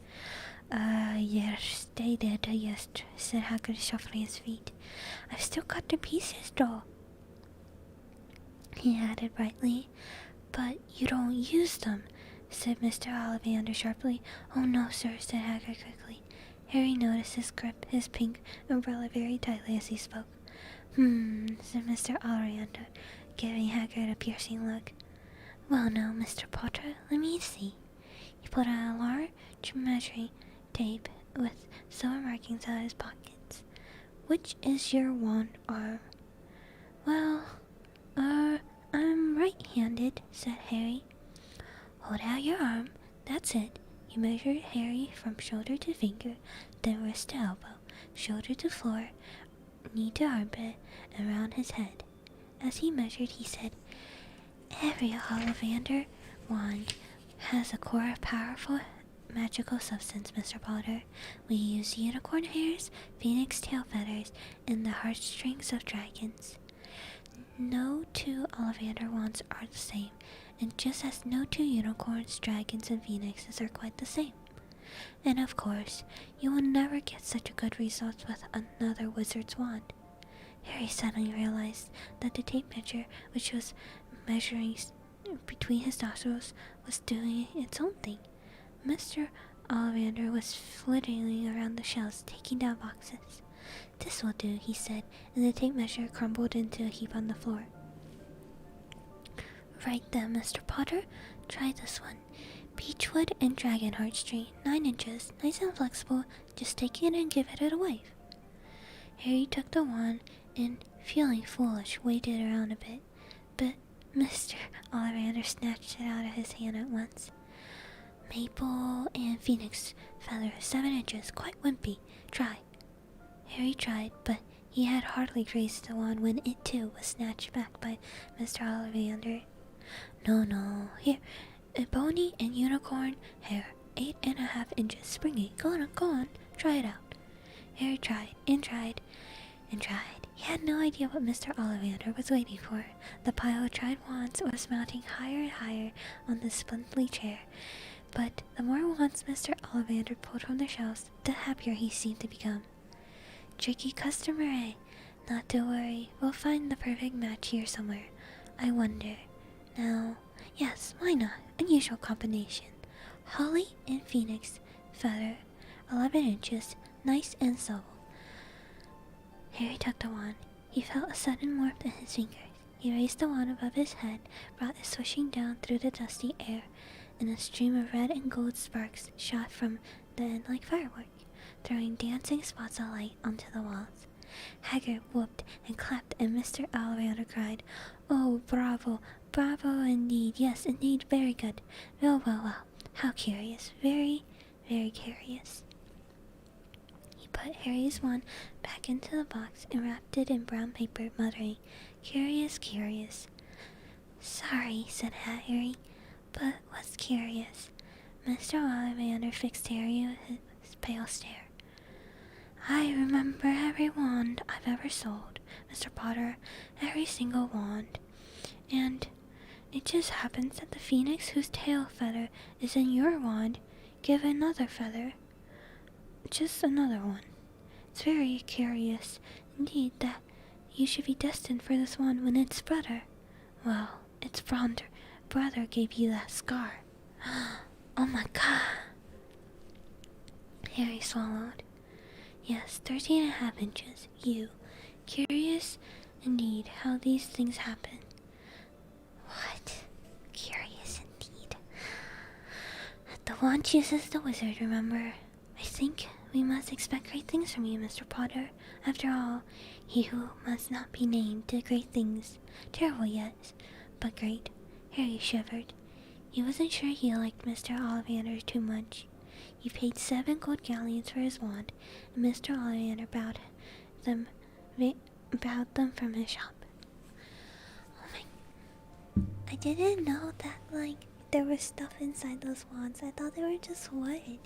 That's so crazy that the phoenix is also, the other guy's wand. I don't know if I'm allowed to say it. Now I feel like I'm not allowed to say it, so... I won't.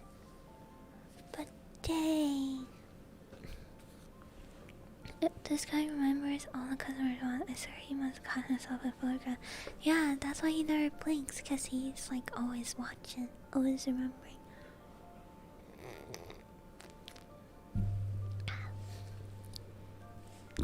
The late afternoon sun hung low in the sky as Harry and Hagrid made their way back to Diagon Alley, back through the wall. Back through the leaky cauldron, now empty. Harry didn't speak at all as they walked down the road.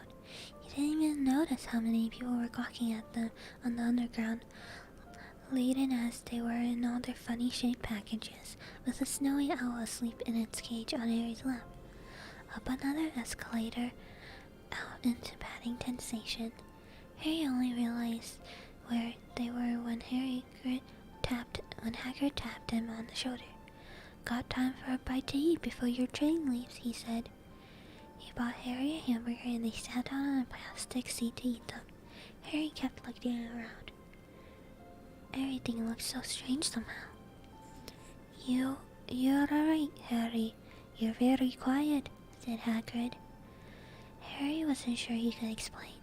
He just had the best birthday of his life, and yet, as he chewed his hamburger, trying to find the words. "Everyone thinks I'm special," he said at last. "All those people in the leaky cauldron, Professor Quirrell, Mr. Ollivander, but I don't know anything about magic at all. How can they expect great things? I'm famous, and I can't even remember what I'm famous for. Don't know what happened when the night my parents died." Hagrid leaned across the table. Behind the wild beard and eyebrows, he wore a very kind smile. "Don't you worry, Harry. You'll learn fast enough. Everyone starts out being at Hogwarts. You'll just be fine. Just be yourself. I know it's hard. You've been singled out, and it's always hard to do. But you'll have a great time at Hogwarts. I did. Still do, as a matter of fact." Hagrid helped Harry onto the train that would take him back to the Dursleys, and then handed him an envelope. "Your ticket for Hogwarts," he said. "1st of September, King's Cross. It's all in your tickets. Any problems with Dursleys, send me a letter with your owl. She'll know where to find me. See you soon, Harry." Oh my gosh, he's getting sent back to Dursleys? Like, no. No. Like, he could have used all this time to, like, study about all the stuff he missed. I don't know. I don't want him back with the Dursleys. The train pulled out of the station. Harry wanted to watch Hagrid until he was out of sight, but he rose in his seat and pressed his nose against the window, and with a blink, Hagrid was gone. That was chapter 5. Oh my god. I hope he doesn't have a bad time. Dursley. I'm sinking into my chair. I'm comfy. I hope you guys are comfy. I'm gonna do this. Yeah. Put it down here. Chapter 6. Now I want a sad burger. After feeling like I don't belong for a bit, I kind of want to eat a sad burger. Chapter 6. The journey from the platform 9 3/4. I know this. I don't know much Harry Potter, but I know this.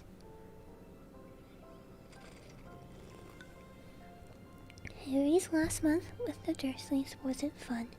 True, Dudley was now scared of Harry, and he wouldn't stay in the same room. While Aunt Petunia and Uncle Vernon didn't shut Harry in his cupboard, force him to do anything, or shout at him. In fact, they didn't speak to him at all. Half terrified, half furious, they acted as though any chair with Harry in it were empty. Although this was an improvement in many ways, it did become a bit depressing after a while. Harry kept to his room with his new owl for company. He had decided to call her Hedwig, a name he found in a history of magic. His school books were very interesting. He laid on his bed reading late into the night, Hedwig swooping in and out of the open window as she pleased.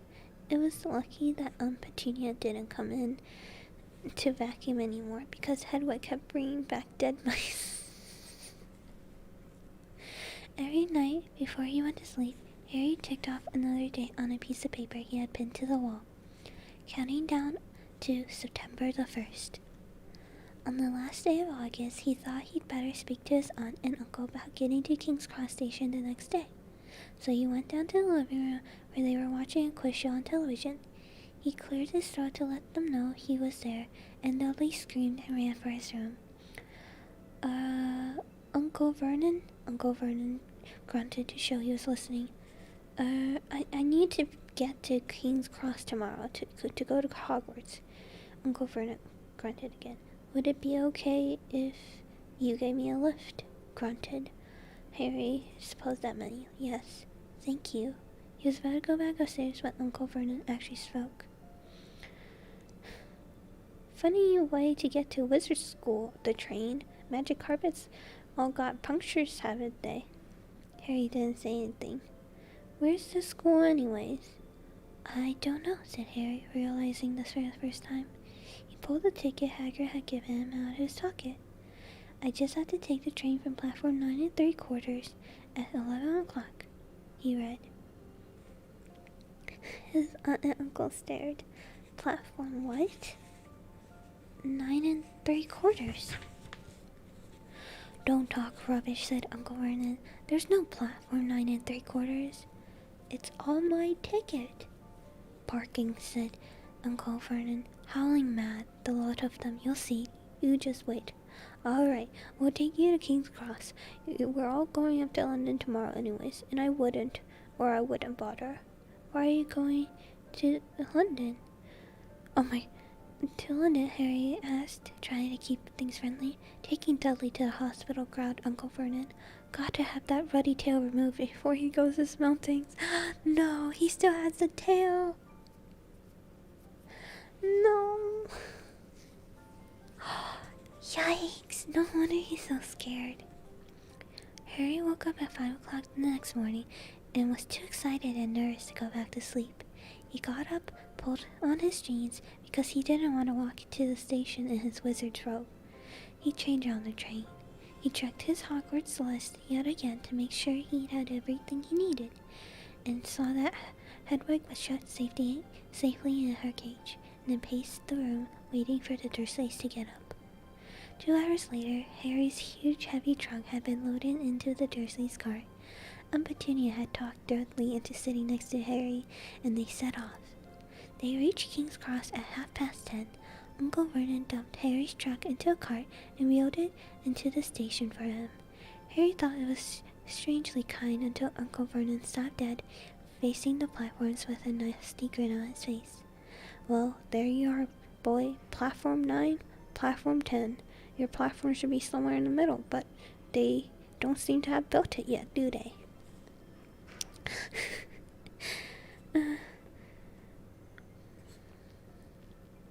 He was quite right, of course. There was a big plastic number 9 over one platform, and a big plastic number 10 over the one next to it, and in the middle, nothing at all. Oh no!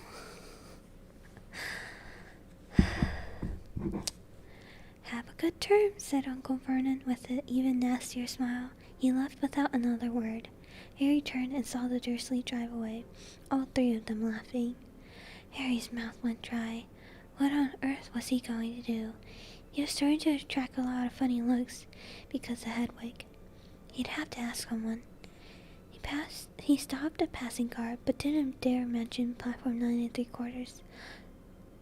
The guard had never heard of Hogwarts, and when Harry couldn't even tell him what part of the country it was in, he started to get annoyed, as though Harry was being stupid on purpose. Getting desperate, Harry asked for the train that left at 11 o'clock, and the guard said there wasn't one. In the end, the guard strode away, muttering about time wasters. Harry was now trying not to panic. According to the large clock over the arrival board, he had 10 minutes left to get on the train to Hogwarts, and he had no idea how to do it. He was stranded in the middle of the station, with a trunk he could hardly lift, and a pocket full of wizard money, and a large owl. Hagrid must have forgotten to tell him something you had to do, like tapping the 3rd brick on the left to get into Diagon Alley. He wondered if he should get out his wand and start tapping the inspectors stand between the platforms 9 and 10.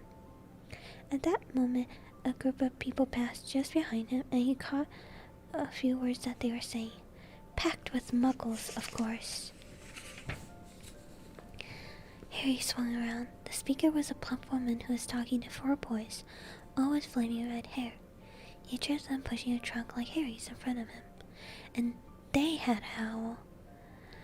Harry pushed his cart after them. They stopped, and so did he, and just near enough to hear what they were saying. Now, what's the platform number? Said the boy's mother. 9 3/4, but the small girl, also red-haired, who was holding her hand. Mom, can't I go? You're not old enough, Ginny. Now be quiet. Alright, Percy, you go first. What looked like the oldest boy marched towards the platforms 9 and 10. Harry watched, careful not to blink in case he missed it. And just as the boy reached the dividing barrier between the 2 platforms, a large crowd of tourists came swarming in front of him. And by the time the last backpack had cleared away, the boy had vanished. Fred, you next, said the plump woman. I'm not Fred, I'm George, said the boy. Honestly, woman, you call ourselves our mother? Can't you tell I'm George? Sorry, dear. I'm only joking, I am Fred, said the boy, and off he went. His twin called after him to hurry up, and he must have done so, because a second later he had gone. But how had he gone? Now the third brother, who was walking briskly towards the barrier, he was almost there, and then, quite suddenly, he wasn't anywhere. There was nothing else for it. Excuse me, Harry said to the plump woman. Hello, dear, she said. First time at Hogwarts. Ron's new, too. She pointed at the last and youngest of her sons. He was a tall, thin, and gangly, with freckles, big hands and feet, and a long nose. Yes, said Harry. The thing is, I don't know how to. How to get on the platform, she said kindly, and Harry nodded. No worries, she said. All you need to do is walk straight at the barrier between platforms 9 and 10. Don't stop, and don't be scared. You'll crash into it. That's very important. Best to do it in a bit of a run if you're nervous. Go on. Go now before Ron. Okay, said Harry. He pushed his trolley around and stared at the barrier. It looked very solid. He started walking towards it. People jostled them on their way to platforms 9 and 10. Harry walked more quickly. He was going to smash right into that barrier, and then he'd be in trouble. Leaning forward on his cart, he broke into a heavy run. The barrier was coming nearer and nearer. He wouldn't be able to stop the cart, and he was a foot away. He closed his eyes, ready for a crash. It didn't come. He kept running. He opened his eyes. A scarlet steam engine was waiting next to a platform packed with people. Sign overhead said Hogwarts Express, 11 o'clock. Harry looked behind him and saw a wrought iron archway where the barrier had been, and the words Platform 9 3/4 on it. He had done it. Smoke from the engine drifted over the heads of the chatting crowd, while cats of every color wound here and there between their legs. Owls hooted to one another in disgruntled sorts away over the babble and the scraping of heavy trunks. The first few carriages were already packed with students, some hanging out of the windows to talk to their families, some fighting over seats. Harry pushed his cart down the platform in search of an empty seat. He passed by a round-faced boy who was saying, Gran, I lost my toad again. Oh, Neville, he heard the old woman sigh. A boy with dreadlocks was surrounded by a small crowd. Give it a look, Lee, go on. The boy lifted the lid of a box in his arm, and the people around him shrieked and yelled as something inside poked out with long, hairy legs. Harry pressed on through the crowd until he found an empty compartment near the end of the train. He put Hedwig inside first, and then started to shove and heave his trunk towards the train door. He tried to lift it up the steps, but could hardly raise the one end, and twice he dropped it painfully on his foot. Want a hand? It was one of the red-headed twins. He followed through the barrier. Yes, please, Harry panted. Oi, Fred, come here and help. With the twins' help, Harry's trunk was at last tucked away in the corner of the compartment. Thanks, said Harry, pushing his sweaty hair out of his eyes. What's that? Said one of the twins, suddenly pointing at Harry's lightning scar. Blimey, Dot, said the twin. Are you? He is, said the first twin. Aren't you? He added to Harry. What? Said Harry. Harry Potter, chorused the twins. Oh, him. I mean, yes, I am. The two boys gawked at him, and Harry felt himself turning red. Then, to his relief, a voice came floating in through the train open door. Fred, George, you in there? Coming, Mom. With a last look at Harry, the twins hopped off the train. Harry sat down next to the window where, half hidden, he could watch the red-haired family on the platform and hear what they were saying. The mother had taken out her handkerchief. Ron, you got something on your nose. The youngest boy tried to jerk out of the way, but she grabbed him and began rubbing the end of his nose. Mom, get her off.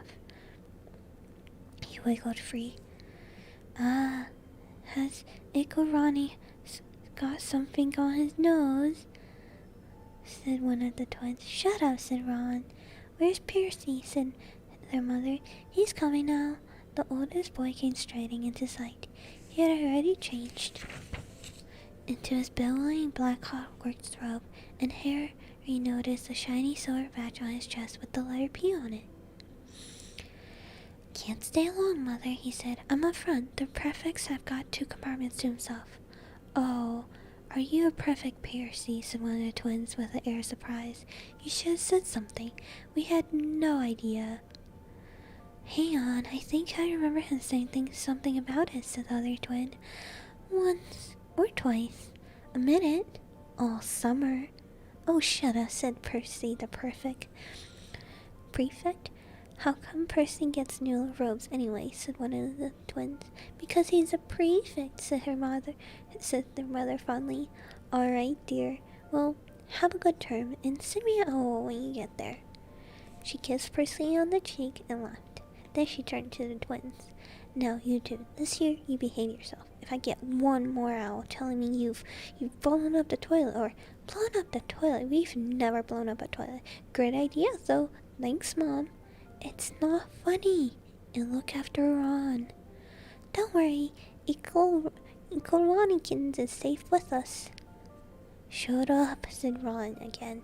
He was almost as tall as the twins already, and his nose was still pink from where his mother had rubbed it.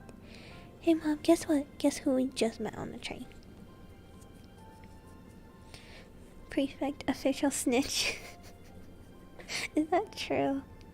Harry leaned back quickly so they couldn't see him looking. You know that black-haired boy who was near us in the station? Do you know who he is? Who? Harry Potter. Harry heard the little girl's voice. Oh, Mom, can I go on the train to see him, Mom? Oh, please. You already seen him, Ginny, and the poor boy isn't something you ogle at the zoo. Is he really, Fred? How do you know? Asked him. Saw his scar. It's really there, like lightning. Poor boy. Poor dear. No wonder he was alone. I wondered. He was ever so polite when he asked us how to get onto the platform. Never mind that. You think he remembers, you know, who looks like? The mother suddenly became very stern. I forbid you to ask him, Fred.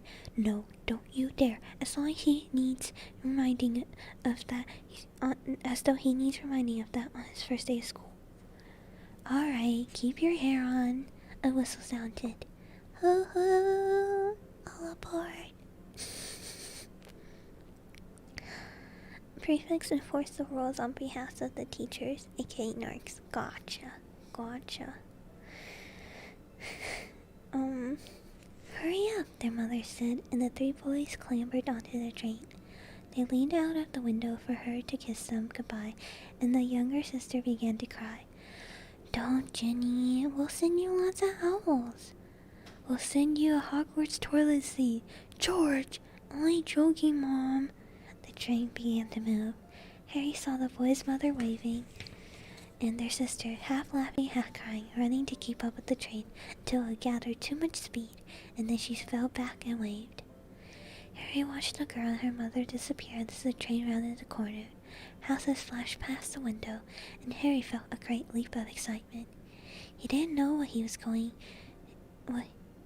he didn't know what he was going to, but it had to be better than what he was leaving behind. The door of the compartment slid open, and the youngest red-headed boy came in. "Anyone sitting there?" he asked, pointing to the seat opposite Harry. "Everywhere else is full." Harry shook his head, and the boy sat down. He glanced at Harry and then quickly looked out the window, pretending he hadn't noticed. Harry saw he still had a mark on his nose. "Hey, Ron," the twins were back. "Listen, we're going down in the middle of the train. Lee Jordan's got a giant tarantula down there." "Right," mumbled Ron. "Harry," said the other twin, "did we introduce ourselves? Fred and George Weasley. And this is Ron, our brother. See you later, then." "Bye," said Harry and Ron, and the twins slid the compartment door shut behind them. "Are you really Harry Potter?" Ron blurted out. Harry nodded. "Oh, well, I just thought it might be one of George's and Fred's joke, you know. And have you really got the, you know?" He pointed at Harry's forehead. Harry pulled back his bangs to show the lightning scar. Ron stared. "Is that really you know who?" "Yes," said Harry, "but I can't remember it." "Nothing?" Ron said eagerly. "Well, I remember a lot of green light, but nothing else." "Wow," said Ron. He sat and stared at Harry for a few moments. Then, as though he suddenly realized what he was doing, he looked quickly out of the window again. "Are all your family wizards?" asked Harry, who found Ron just as interesting as Ron found him. Yes, I think so," said Ron. "I think Mom's got her second cousin who's an accountant, but we never talk about him." "So you must know loads of magic already." The Weasleys were clearly one of the old wizarding families and the pale boy of Diagon Alley had talked about. "I heard you went to live with Muggles," said Ron. "What are they like?" "Horrible. Well, not all of them. My aunt and uncle were cousins, and cousins are. Wish I had 3 wizard brothers." "5, said Ron. For some reason he looked gloomy. "I'm the 6th in our family to go to Hogwarts. You could say I've got a lot to live up to. Bill and Charlie already left, and Bill was the head boy, and Charlie was captain of Quidditch. Now Percy's a prefect, and Fred and George mess around a lot, but they still got really good marks, and everyone thinks they're really funny. Everyone expects me to do as well as the others, but if I do, it's no big deal, but they still did it first." You never get anything new either. With us 5 brothers, I got Bill's old coat robes and Charlie's old wand and Percy's old rat." Ron reached inside his jacket and pulled out a fat gray rat which was asleep. "No, not him having a rat. That feels worse than having a toad." I don't even think you're allowed to bring a rat. It doesn't matter. Okay. Ron, his name is Scabbers, and he's useless. He hardly ever wakes up. Percy got an owl from my dad just for being a prefect, but they couldn't afford... I got Scabbers instead. I guess owls are like really, really expensive, really good. Yeah, why would anyone want a rat? But it's sleeping all the time, a baby. Harry didn't think there was anything wrong with not being able to afford an owl. After all, he never had any money in his life until a year ago, and he told Ron so, all about having to wear Dudley's old clothes and never getting proper birthday presents. This seemed to cheer him up. And until Hagrid told me, I didn't know anything about being a wizard, or about my parents, or Voldemort. Ron gasped. "What?" said Harry. "You said you know whose name," said Ron, sounding both shocked and impressed. I'd have thought of all the people. "I'm not trying to be brave here, or anything saying the name," said Harry. I just never knew you shouldn't." See what I mean? Gotten loads to learn, I bet, he added, voicing for the first time something that he's been worrying about a lot lately. I bet I'm the worst in the class.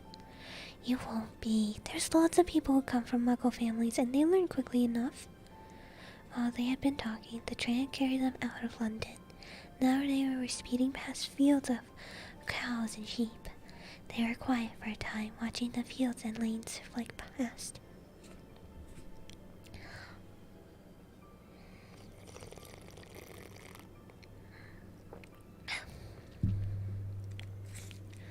Around 12:30, there was a great clattering outside in the corridor, and a smiling, dimpled woman slid back to their door and said, "Anything off the cart, dears?" Harry, who hadn't had breakfast, leaped to his feet, but Ron's ears went pink again, and he murmured that he bought sandwiches. Harry went out into the corridor. He never had money for candy with the Dursleys, and now that he had pockets rattling with gold and silver, he was ready to buy as many Mars bars as he could carry. But the woman didn't have Mars bars. What she did have were Bertie Bott's every flavored beans, Droobley's best blowing gum, chocolate frogs, pumpkin pasties, cauldron cakes, licorice wands, and a number of other strange things Harry had never seen in his life. Not wanting to miss anything, Harry got some of everything and paid the woman 11 silver sickles and 7 bronze nuts. Ron stared at Harry as he brought back all of that in the compartment and tipped it into an empty seat. "Hangry, aren't you?" "Starving," said Harry, taking a large bite of a pumpkin pasty. Ron had taken out a lumpy package and unwrapped it. There were 4 sandwiches inside. He pulled one of them apart and said, "She always forgets I don't like corned beef." "Swap you for one of these," said Harry, holding up a pasty. "Go on." "Oh, you don't want this," said Ron. "She hasn't got much time, you know, with the 5 of us." Bertie Bott's every flavor beans are sold on Amazon, so I heard, and it tastes horrible. Why would you buy something that tastes so bad? "Go on, have a pastry," said Harry, who had never had anything to share before, or indeed anyone to share it with. It was a nice feeling, sitting there with Ron, eating their way through all of Harry's pasties, cakes, and candies.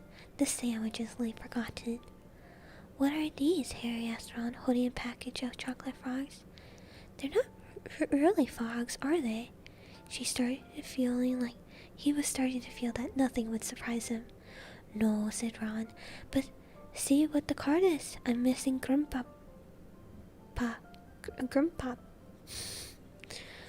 A Grimpa. "What? Oh, of course you wouldn't know. Chocolate frogs have cards inside of them, you know, to collect. Famous witches and wizards. I've got about 500, but I haven't got a Grimpa or a Ptolemy." Harry unwrapped his chocolate frog and picked up the card. It showed a man's face. He wore half-moon glasses and had a long crooked nose, flowing silver hair, beard, and mustache. Underneath the picture was the name Albus Dumbledore. "So this is Dumbledore," said Harry. "Don't tell me you've never heard of Dumbledore," said Ron. "Can I have a frog? I might get a Grimpa." "Thanks." Harry turned over his card and read, "Albus Dumbledore, currently headmaster of Hogwarts. Considered by many of the greatest wizards in modern times, Dumbledore is particularly famous for his defeat of the dark wizard Grindelwald in 1943 and for the discovery of 12 uses of dragon blood, and his work on alchemy with his partner Nicholas Flamel. Professor Dumbledore enjoys chamber music and 10-pin bowling." A Grimpa was a famous alchemist. How do you guys know all this? It's too much. Too much to know. Too little time. Harry turned the card back over and saw to his astonishment that Dumbledore's face had disappeared. "He's gone." "Well, you can't expect him to hang around all day," said Ron. "He'll be back." "Oh no, I got Morgana again, and I've got about 6 of her. Do you want it? You can start collecting. Ron's eyes strayed to a pile of chocolate frogs waiting to be unwrapped. Help yourself, said Harry. But in, the Muggle world, people just stay put in the photos. They do? What? They don't move around at all? Ron sounded amazed. Weird. Wait, is it actually him in the photos? Like, where's he going? Harry stared as Dumbledore sidled back into the picture on his card and gave him a small smile. Ron was more interested in eating the frogs than looking at the famous witches and wizard cards, but Harry couldn't keep his eyes off them.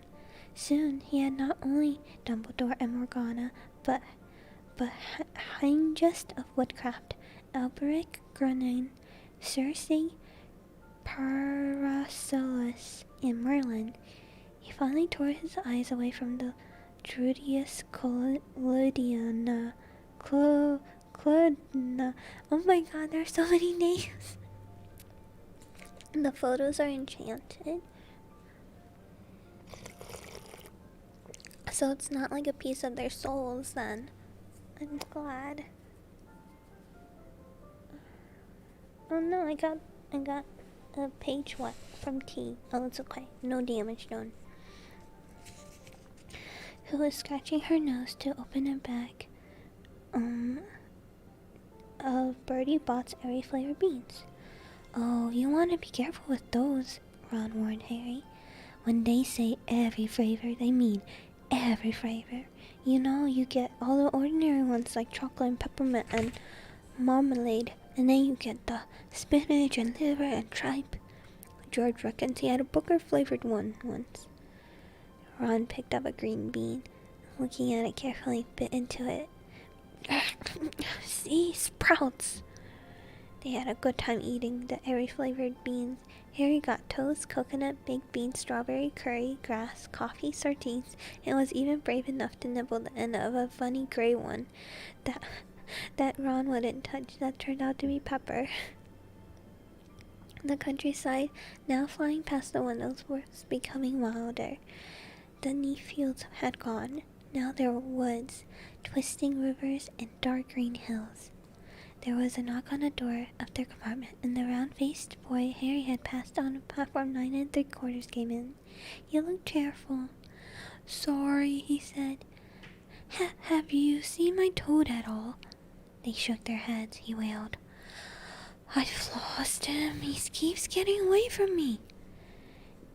"He'll turn up," said Harry. "Yes," the boy said miserably. "Well, if you see him." He left.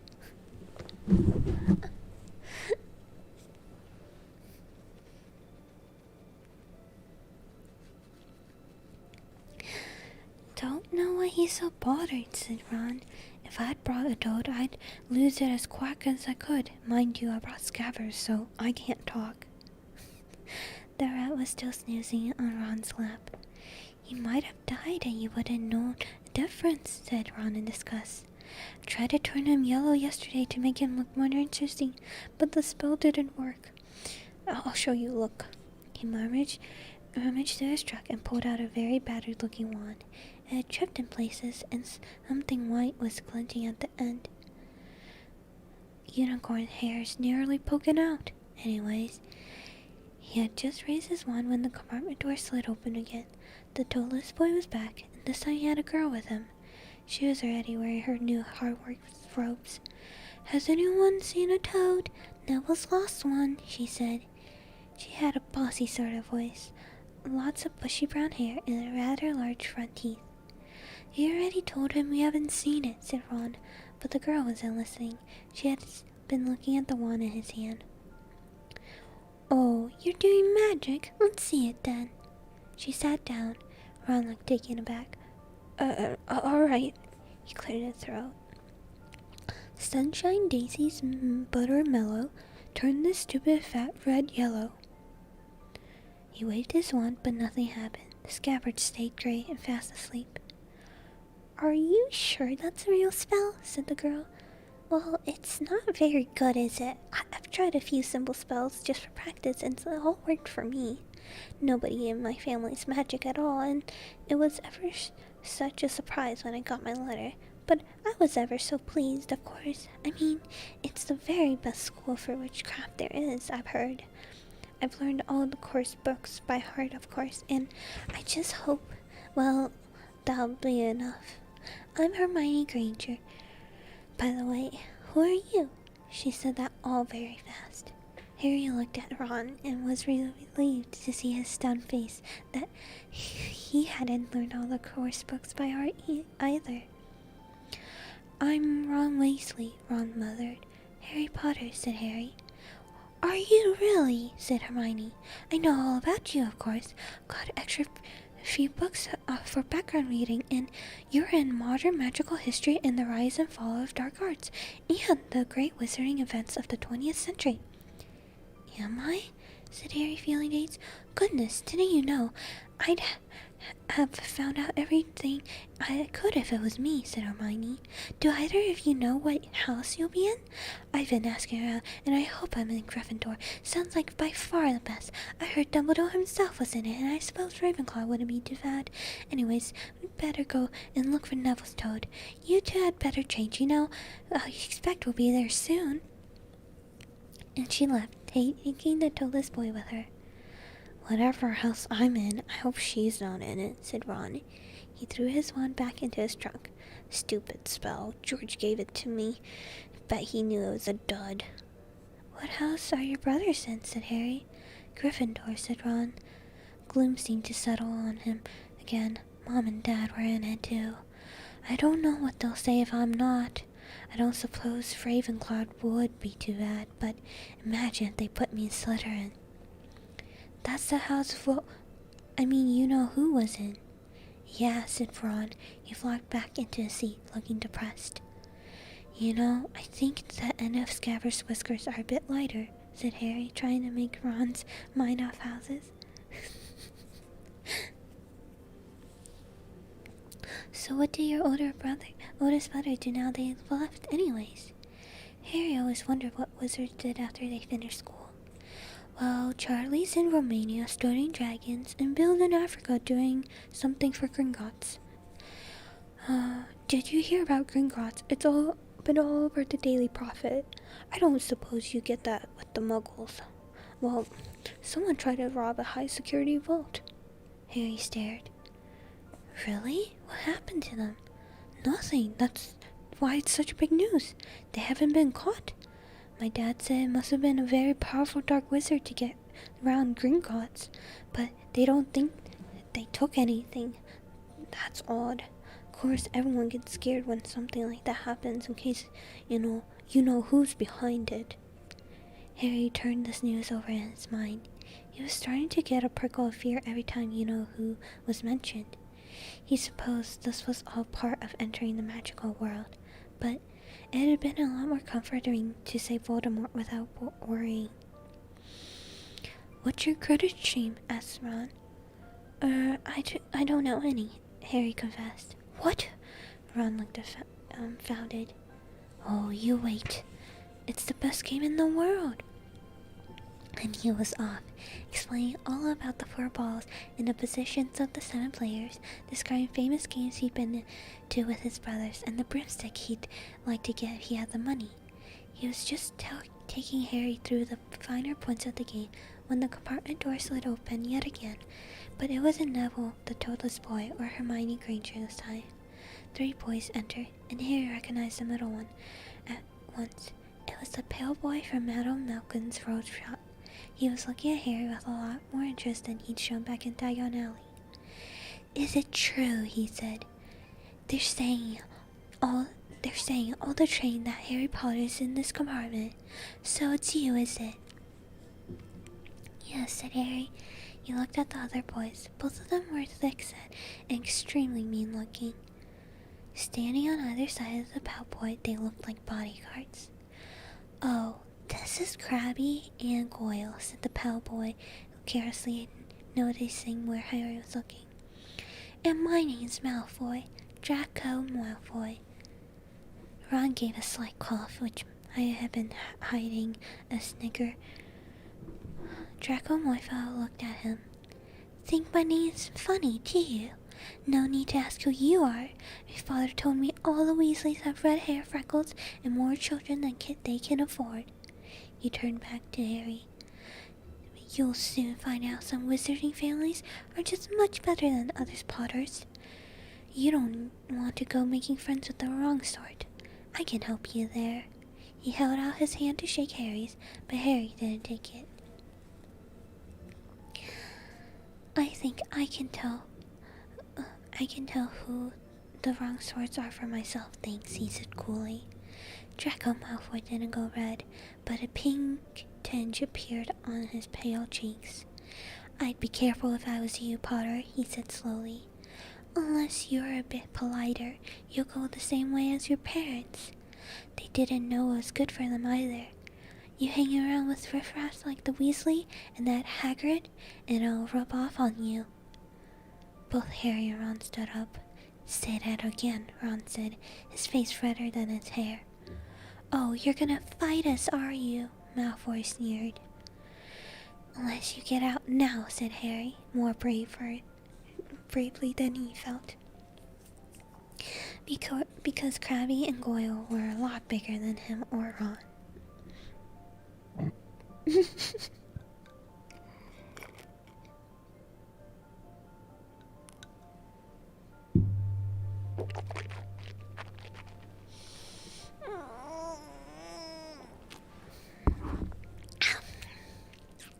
I just been huddled in my little chair. Okay.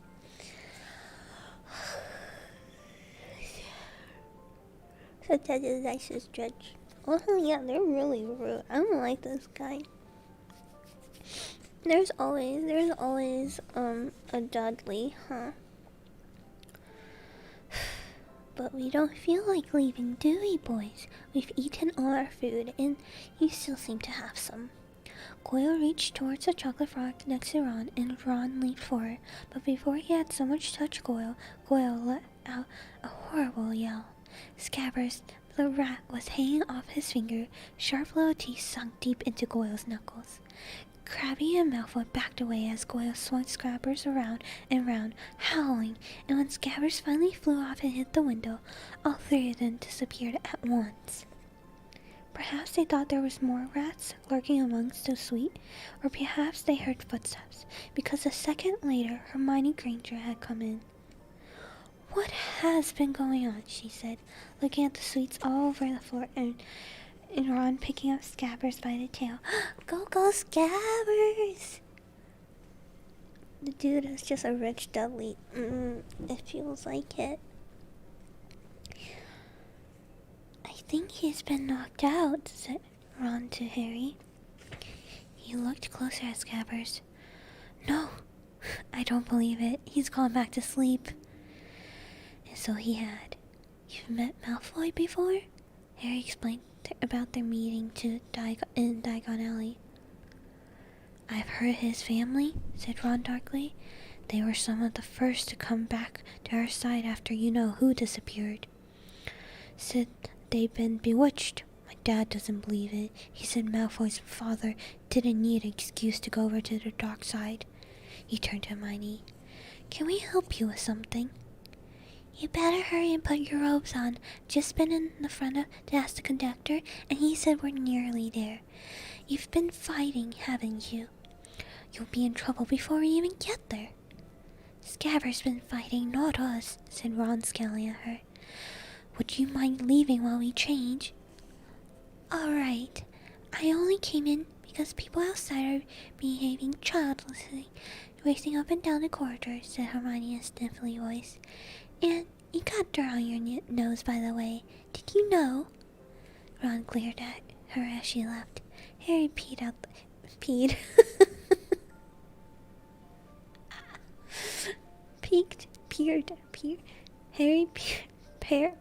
out the window. It was getting dark. He could see mountains and forests under a deep purple sky. The train seemed to be slowing down. He and Ron took off their jackets, pulled on their long black robes. Ron were a bit short for him, and he could see his sneakers underneath them. A voice echoed throughout the train. "We'll be reaching Hogwarts in 5 minutes' time. Please leave your luggage on the train.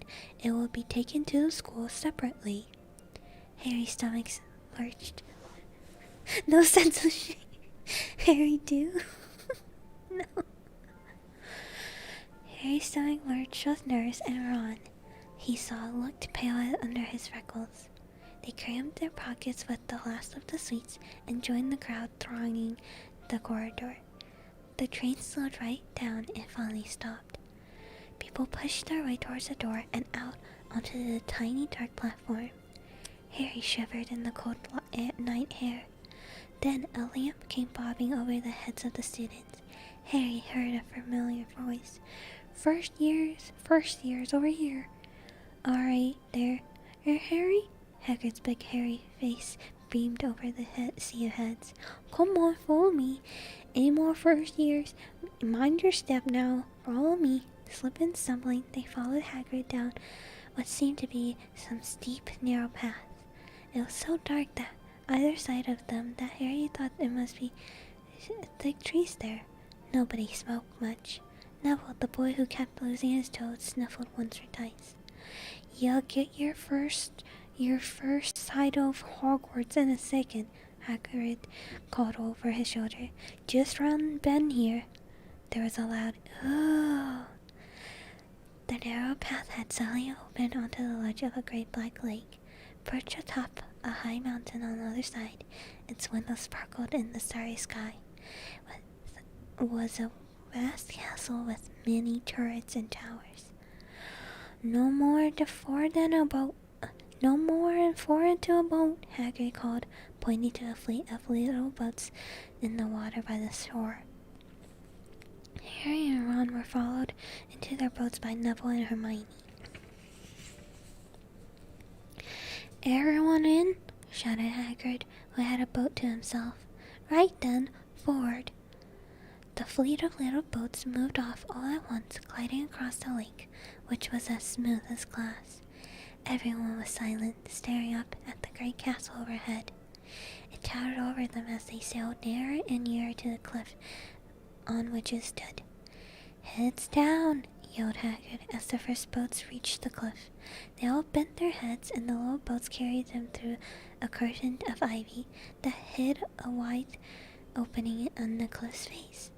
They were carried along a dark tunnel which seemed to be taking them right underneath the castle, until they reached a kind of underground harbor, where they clambered out into the rocks and puddles. "Oi, you there! Is this your toad?" said Hagrid, who was checking the boats as people climbed out of them. "Trevor!"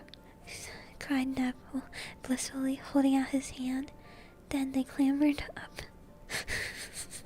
a passageway in the rocks after Hagrid's lamp, coming out at last onto smooth damp grass right in the shadows of the castle. They walked up a flight of stone steps and crowded around a huge oak front door. "Everyone here? You there? Still got your toad?"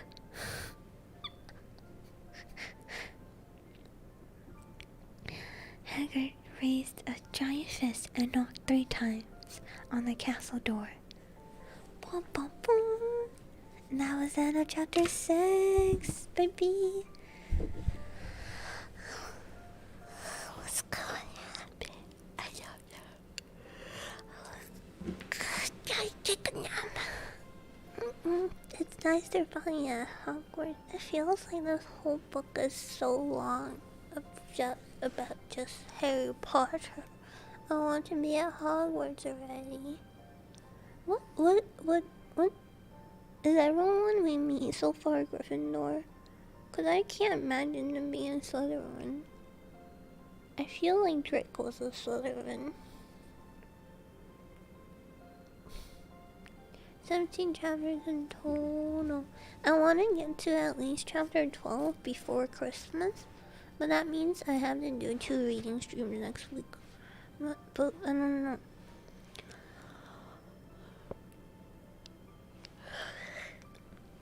Because apparently chapter 2 is where all the all the Christmassy stuff is. I think 4 and 6 are longer. So we made it. Yeah, they felt a lot longer than usual. Because usually I was reading 3.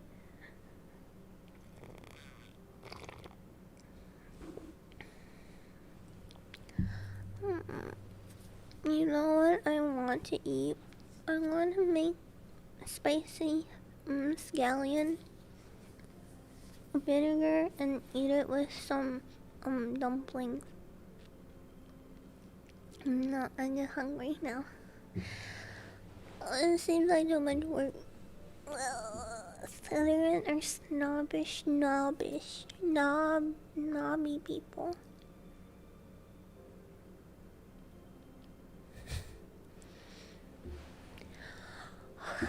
I like doing the voices, but sometimes I forget whose voice is whose. Each house has their own thing, not worse or better necessarily. No one wants to be a Hufflepuff though. Why not? Is something wrong with Hufflepuffs? I feel like Neville's gonna be a Hufflepuff.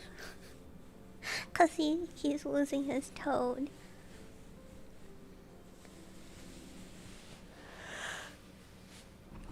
I have a beanbag that I was resting the book on. Nice noises. Okay, I'm getting up. I was like practically laying down. Hufflepuff are basically normal people who can do magic. Would I be a Hufflepuff? I think I would be a Hufflepuff. Hufflepuffs are basically the weed smokers of Hogwarts. I'm not kidding. J.K. Rowling randomly made it canon that they smoke. That's not true. No way. Is it magical weed or is it like just weed? A normal weed.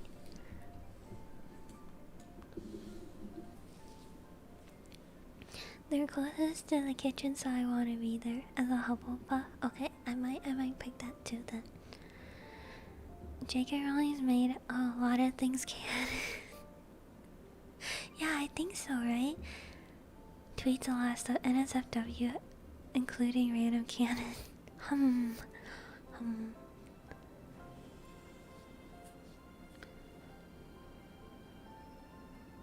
Weed is there's no normal weed. Weed is no. Hermione is Nightly a goat? I don't believe that. No way. Didn't she talk about how wizards poop?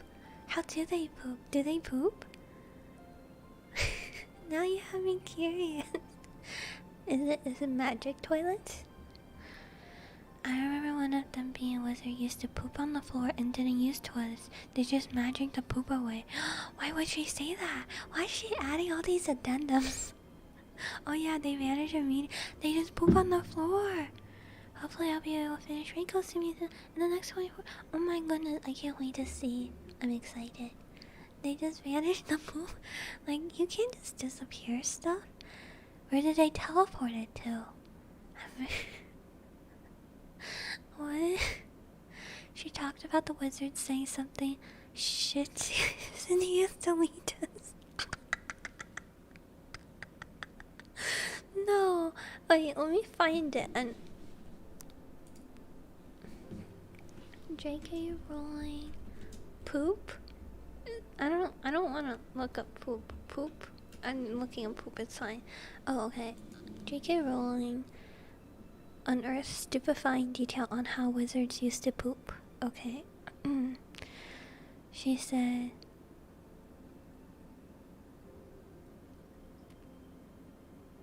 Hogwarts didn't always have bathrooms before adopting Muggle plumbing methods in the 18th century. Wizards and wizards simply relieved themselves wherever they stood and vanished the evidence.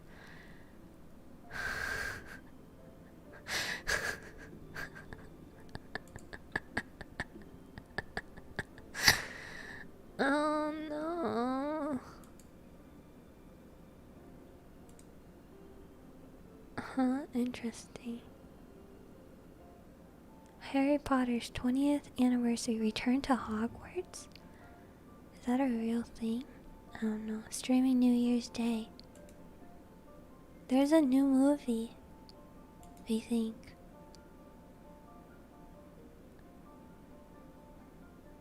It's a special that will air January 1st on HBO Max. Huh, interesting.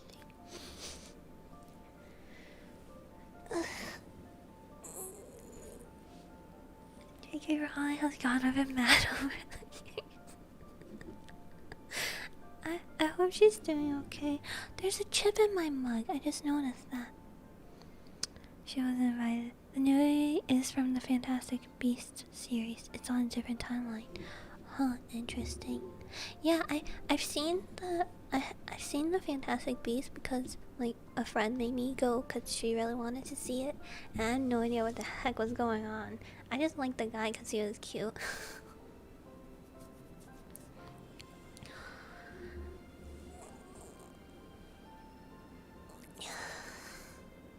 And also Johnny Depp was in it, I think. J.K. Rowling has been considered problematic, so a lot of people separate Harry Potter from her. Well, that's not fair. I mean, I feel like you can't just separate her creation from her just because she's problematic.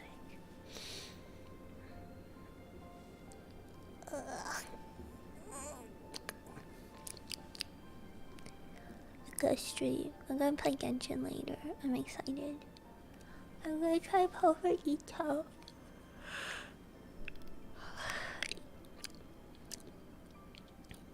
Ito, my Fito. That's the title. The waiting room's out, and I definitely didn't put it like 10 minutes before the stream. That would have been weird. Okay.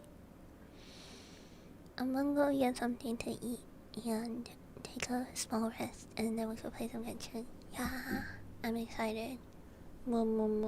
Every time you mention Genshin, I get flashbacks to my friend's stream and pictures of Ushio. Oh my god, he's like really cool though, and like I like his voice lines. Like we never had a character quite as snarky. People want to pretend that stuff they like is made by clones of themselves. I suppose. Anyways, I hope you're having a good time so far, and I hope you'll join me for some Genshin. In the meantime, please enjoy a break, and if I don't see you at Genshin, I hope you have a good day. And yes, I'm tired. What if I put my mouth around the mic? Volume warning incoming. Okay. Didn't work. Okay, bye now. Oyasumi. Bye bye.